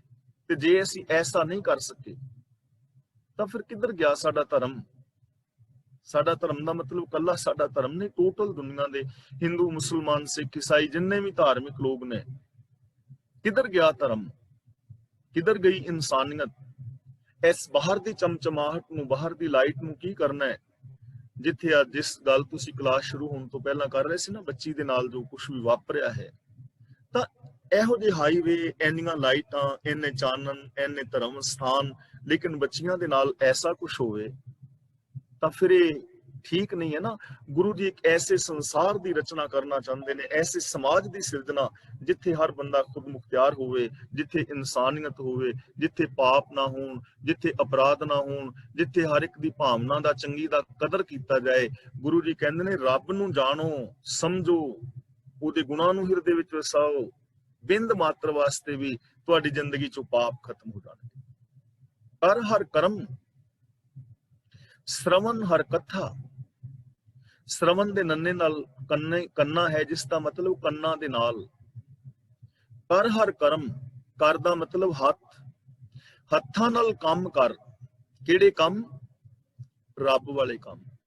ਹੱਥਾਂ ਨਾਲ ਪ੍ਰਭੂ ਦੇ ਰਾਹ ਦੇ ਕੰਮ ਕਰ, ਉਹ ਕੰਮ ਜਿਹੜੇ ਰੱਬ ਨੂੰ ਮਨਜ਼ੂਰ ਨੇ, ਹੱਥਾਂ ਨਾਲ ਉਹ ਕੰਮ ਕਰ। ਹੱਥਾਂ ਨਾਲ ਸ਼ਰਾਬ ਦੇ ਪਿਆਲੇ ਭਰ ਭਰ ਕੇ ਨਾ ਪੀ, ਹੱਥਾਂ ਦੇ ਨਾਲ ਨਸ਼ੇ ਨਾ ਵਰਤ, ਇਹਨਾਂ ਹੱਥਾਂ ਨਾਲ ਰਿਸ਼ਵਤ ਨਾ ਲੈ, ਇਹਨਾਂ ਹੱਥਾਂ ਦੇ ਨਾਲ ਮਾੜੇ ਕਰਮ ਨਾ ਕਰ, ਇਹਨਾਂ ਹੱਥਾਂ ਨਾਲ ਕਤਲ ਨਾ ਕਰ, ਬੇਗਾਨੇ ਹੱਕ ਨਾ ਖਾ। ਇਹ ਹੱਥ ਸ਼ਰਾਬ ਦੀ ਬੋਤਲ ਵੱਲ ਵਧਾਉਣ ਦੀ ਬਜਾਏ ਪੰਜਾਂ ਪਿਆਰਿਆਂ ਅੱਗੇ ਕਰਕੇ ਅੰਮ੍ਰਿਤ ਪਾਨ ਕਰ ਲੈ। ਇਹ ਹੱਥ ਕਿਸੇ ਦੇ ਬੇਗਾਨੇ ਹੱਕ ਖਾਣ ਦੀ ਬਜਾਏ ਕਿਸੇ ਦਾ ਥੋੜਾ ਸਹਿਯੋਗ ਕਰ ਦੇ। 2 ਨੰਬਰ ਦੇ ਧੰਦੇ ਕਰਨ ਦੀ ਬਜਾਏ ਇਹਨਾਂ ਨਾਲ ਸੱਚੀ ਸੁੱਚੀ ਕਿਰਤ ਕਰ। ਕਰ ਹਰ ਕਰਮ, ਸ਼ਰਵਨ ਹਰ ਕਥਾ, ਤੇ ਕੰਨਾਂ ਦੇ ਨਾਲ ਰੱਬ ਦੀ ਕਥਾ ਸੁਣ। ਕਥਾ ਦਾ ਮਤਲਬ ਰੱਬ ਦੀ ਸਿਫਤ ਸਲਾਹ, ਰੱਬ ਦੀਆਂ ਗੱਲਾਂ। ਹੁਣ ਜ਼ਰੂਰੀ ਨਹੀਂ ਕਿ ਕਥਾ ਜੋ ਮੈਂ ਕਰ ਰਿਹਾ ਇਹੀ ਕਥਾ ਹੈ। ਕਥਾ ਦਾ ਮਤਲਬ ਸਿਫਤ ਸਲਾਹ। ਕੰਨਾਂ ਦੇ ਨਾਲ ਸਿਫਤ ਸਲਾਹ ਦੀਆਂ ਗੱਲਾਂ ਸੁਣ, ਗੁਣਾਂ ਦੀ ਗੱਲ ਸੁਣ। ਜਦੋਂ ਵੀ ਕੋਈ ਨਿੰਦਾ, ਚੁਗਲੀ, ਨੈਗੇਟਿਵ ਬੋਲ ਬੋਲੇ ਤਾਂ ਨਾ ਸੁਣੋ, ਮਨਾ ਕਰ ਦੋ ਬੜੇ ਪਿਆਰ ਦੇ ਨਾਲ ਕਿ ਵੀਰ ਆਪਣਾ ਟਾਈਮ ਵੀ ਬਰਬਾਦ ਕਿਉਂ ਕਰਨਾ ਹੈ, ਮੇਰਾ ਟਾਈਮ ਵੀ ਬਰਬਾਦ ਕਰੇਗਾ, ਇਹਨਾਂ ਚੀਜ਼ਾਂ ਦਾ ਕੋਈ ਲਾਭ ਤੇ ਹੈ ਨਹੀਂ। ਜਿਹਦੀ ਤੂੰ ਬਦਖੋਈ ਕਰੇਗਾ, ਮੇਰੇ ਮਨ ਵਿੱਚ ਵੀ ਉਹਦੀ ਗਲਤ ਇਮੇਜ ਬਣੇਗੀ, ਤੇਰੇ ਮਨ ਵਿੱਚ ਵੀ ਬਣੀ ਉਹ ਇਮੇਜ ਹੋਰ ਪੱਕੀ ਹੋਏਗੀ ਤੇ ਨਫ਼ਰਤ ਹੋਏਗੀ। ਇਹਦੀ ਬਜਾਏ ਮੈਨੂੰ ਕੋਈ ਚੰਗਾ ਬੰਦਾ ਦੱਸ ਜਿਹੜਾ ਚੰਗੇ ਕੰਮ ਕਰਦਾ ਹੈ, ਮੈਂ ਉਹਦੇ ਨਾਲ ਸੰਗਤ ਕਰਾਂ। ਮੇਰੇ ਭਲੇ ਵਾਸਤੇ, ਕੋਈ ਸਮਾਜ ਦੇ ਭਲੇ ਵਾਸਤੇ ਗੱਲ ਕਰ। ਇਸ ਦੁਨੀਆ ਵਿੱਚ ਚੰਗੇ ਲੋਕ ਵੀ ਤੇ ਹੈ ਨਾ, ਉਹਨਾਂ ਦੀ ਗੱਲ ਕਰ, ਰੱਬ ਦੀ ਗੱਲ ਕਰ, ਰੱਬ ਦੇ ਹੁਕਮ ਦੀ ਗੱਲ ਕਰ, ਰੱਬੀ ਗੁਣਾਂ ਦੀ ਗੱਲ ਕਰ। ਤਾਂ ਗੁਰੂ ਜੀ ਕਹਿੰਦੇ ਨੇ ਕੰਨਾਂ ਦੇ ਨਾਲ ਰੱਬ ਦੀ ਸਿਫਤ ਸਲਾਹ ਸੁਣੋ, ਪੋਜ਼ਿਟਿਵ ਬੋਲ ਸੁਣੋ। ਫਿਰ ਕੀ ਹੋਏਗਾ? ਹਰ ਦਰਗਾਹ ਨਾਨਕ ਉਜਲ ਮੱਥਾ। ਮੱਥਾ ਦਾ ਮਤਲਬ ਮੂੰਹ। ਐਵੇਂ ਰੱਬ ਦੀ ਦਰਗਾਹ ਦੇ ਅੰਦਰ ਤੇਰਾ ਮੱਥਾ ਰੋਸ਼ਨ ਹੋਏਗਾ, ਮਤਲਬ ਉਜਵਲ ਹੋਏਗਾ। ਤੈਨੂੰ ਨਮੋਸ਼ੀ ਦਾ ਮੂੰਹ ਨਹੀਂ ਵੇਖਣਾ ਪਵੇਗਾ, ਤੈਨੂੰ ਮਾਣ ਮਿਲੇਗਾ, ਤੈਨੂੰ ਸਤਿਕਾਰ ਮਿਲੇਗਾ। ਤੇ ਰੱਬ ਦੀ ਦਰਗਾਹ, ਆ ਸਾਰਾ ਸੰਸਾਰ ਰੱਬ ਦੀ ਦਰਗਾਹ ਹੀ ਹੈ। ਇਸ ਦੁਨੀਆ ਦੇ ਅੰਦਰ ਰੱਬੀ ਕਾਨੂੰਨ ਹੈ, ਯਾਨੀ ਕੁਦਰਤ ਦੇ ਨਿਯਮ ਨੇ, ਲਾ ਆਫ ਨੇਚਰ ਹੈ, ਰੱਬ ਦੀ ਰਜ਼ਾ ਹੈ, ਰੱਬ ਦਾ ਭਾਣਾ ਹੈ, ਰੱਬ ਦਾ ਹੁਕਮ ਹੈ, ਜਿਹਦੇ ਅੰਦਰ ਸਾਰਾ ਸੰਸਾਰ ਚੱਲ ਰਿਹਾ ਹੈ। ਤੇ ਇਸ ਨਿਆਂ ਦੇ ਅੰਦਰ, ਨਿਯਮ ਦੇ ਅੰਦਰ ਮੁੱਖ ਉਜਵਲ ਉਹਦਾ ਹੀ ਹੋਏਗਾ ਜੋ ਚੰਗੇ ਗੁਣ ਕਰੇਗਾ, ਚੰਗੇ ਕਰਮ ਕਰੇਗਾ। ਨਹੀਂ ਤਾਂ ਅਸੀਂ ਆਪਣੇ ਬੱਚਿਆਂ ਨੂੰ ਵੀ ਕਹਿ ਦਿੰਦੇ ਆ ਕਿ ਕਾਕਾ ਇਹਦੇ ਨਾਲੋਂ ਤੂੰ ਜੰਮਦਾ ਹੀ ਮਰ ਜਾਂਦਾ ਤੇ ਚੰਗਾ ਸੀ। ਬਹੁਤ ਵਾਰੀ ਆਪਣੇ ਬੱਚਿਆਂ ਵਾਸਤੇ ਲੋਕਾਂ ਨੇ ਅਖਬਾਰਾਂ ਵਿੱਚ ਦਿੱਤਾ ਹੁੰਦਾ ਹੈ ਕਿ ਫਲਾਂ ਮੇਰਾ ਬੱਚਾ ਮੇਰੇ ਹੁਕਮ ਤੋਂ ਬਾਹਰ ਹੈ, ਉਹਦੇ ਨਾਲ ਕੋਈ ਵਿਹਾਰ ਕਰੇਗਾ ਉਹਦਾ ਜ਼ਿੰਮੇਵਾਰ ਖੁਦ ਹੋਏਗਾ। ਮੈਂ ਉਸ ਬੱਚੇ ਨੂੰ ਆਪਣੀ ਚਲ ਔਰ ਅਚਲ ਸੰਪत्ति ਤੋਂ ਬੇਦਖਲ ਕਰਦਾ ਹਾਂ। ਤਾਂ ਕਾਨੂੰਨ ਹੀ ਹੈ ਨਾ, ਕਿਉਂਕਿ ਬੱਚੇ ਨੇ ਕੁਝ ਐਸਾ ਕੀਤਾ ਹੈ ਜਿਸ ਕਰਕੇ ਮਾਂ ਪਿਓ ਨੂੰ ਇਹ ਸਟੇਟਮੈਂਟ ਦੇਣੀ ਪੈ ਗਈ, ਰਿਸ਼ਤੇਦਾਰਾਂ ਨੇ ਇਹ ਸਟੇਟਮੈਂਟ ਦੇਣੀ ਪੈ ਗਈ, ਮੈਂ ਕੁਝ ਗਲਤ ਕੀਤਾ ਹੈ। ਤੇ ਜਿਨ੍ਹਾਂ ਨੂੰ ਇਸ ਦੁਨੀਆ ਵਿੱਚ ਮਾਣ ਮਿਲਦਾ ਹੈ, ਆਦਰ ਮਿਲਦਾ ਹੈ, ਸਤਿਕਾਰ ਮਿਲਦਾ ਹੈ, ਕਿਹਨਾਂ ਨੂੰ ਮਿਲਦਾ ਹੈ? ਜਿਹੜੇ ਚੰਗੇ ਕੰਮ ਕਰਦੇ ਨੇ, ਉਹ ਭਾਵੇਂ ਕੋਈ ਬੇਗਾਨਾ ਵੀ ਹੋਵੇ, ਲੋਕ ਉਹਦਾ ਆਦਰ ਸਤਿਕਾਰ ਕਰਦੇ ਨੇ। ਤਾਂ ਗੁਰੂ ਜੀ ਕਹਿੰਦੇ ਨੇ ਜੇ ਤੂੰ ਰੱਬੀ ਕਰਮ ਕਰੇ, ਹੱਥਾਂ ਦੇ ਨਾਲ, ਜ਼ਬਾਨ ਦੇ ਨਾਲ ਚੰਗੇ ਬੋਲ ਬੋਲੇ, ਕੰਨਾਂ ਦੇ ਨਾਲ ਤੂੰ ਰੱਬੀ ਬਚਨ ਸੁਣੇ, ਤਾਂ ਇਸ ਸੰਸਾਰ ਦੇ ਅੰਦਰ ਤੇਰਾ ਮੁਖ ਉਜਵਲ ਹੋਏਗਾ, ਤੈਨੂੰ ਨਮੋਸ਼ੀ ਦਾ ਮੂੰਹ ਨਹੀਂ ਵੇਖਣਾ ਪਵੇਗਾ, ਤੈਨੂੰ ਮਾਨ, ਆਦਰ ਔਰ ਸਤਿਕਾਰ ਮਿਲੇਗਾ। ਸੱਚੇ ਮਾਰਗ ਚਲਦਿਆਂ ਉਸਤਤ ਕਰੇ ਜਹਾਨ।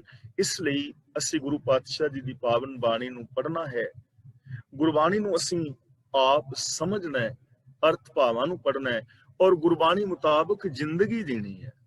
ਜਿਹੜਾ ਬੰਦਾ ਇਹਨਾਂ ਚੀਜ਼ਾਂ ਨੂੰ ਆਪਣੇ ਜੀਵਨ ਵਿੱਚ ਇੰਪਲੀਮੈਂਟ ਕਰੇਗਾ, ਹਕੀਕਤ ਹੈ ਉਹਦੇ ਜੀਵਨ ਦੇ ਅੰਦਰ ਖੁਸ਼ੀ ਆਏਗੀ, ਪ੍ਰਸੰਨਤਾ ਆਏਗੀ, ਚੜ੍ਹਦੀ ਕਲਾ ਆਏਗੀ। ਤਾਂ ਗੁਰੂ ਪਾਤਸ਼ਾਹ ਦੀ ਰਹਿਮਤ ਕਰਨ ਅਸੀਂ ਗੁਰਬਾਣੀ ਅਨੁਸਾਰ ਜ਼ਿੰਦਗੀ ਜੀ ਕੇ ਆਪਣੇ ਜੀਵਨ ਨੂੰ, ਪਰਿਵਾਰਕ ਜੀਵਨ ਨੂੰ ਔਰ ਸੰਸਾਰ ਨੂੰ ਜਿਹੜਾ ਹੈ ਖੁਸ਼ਹਾਲ ਬਣਾਉਣ ਦਾ ਯਤਨ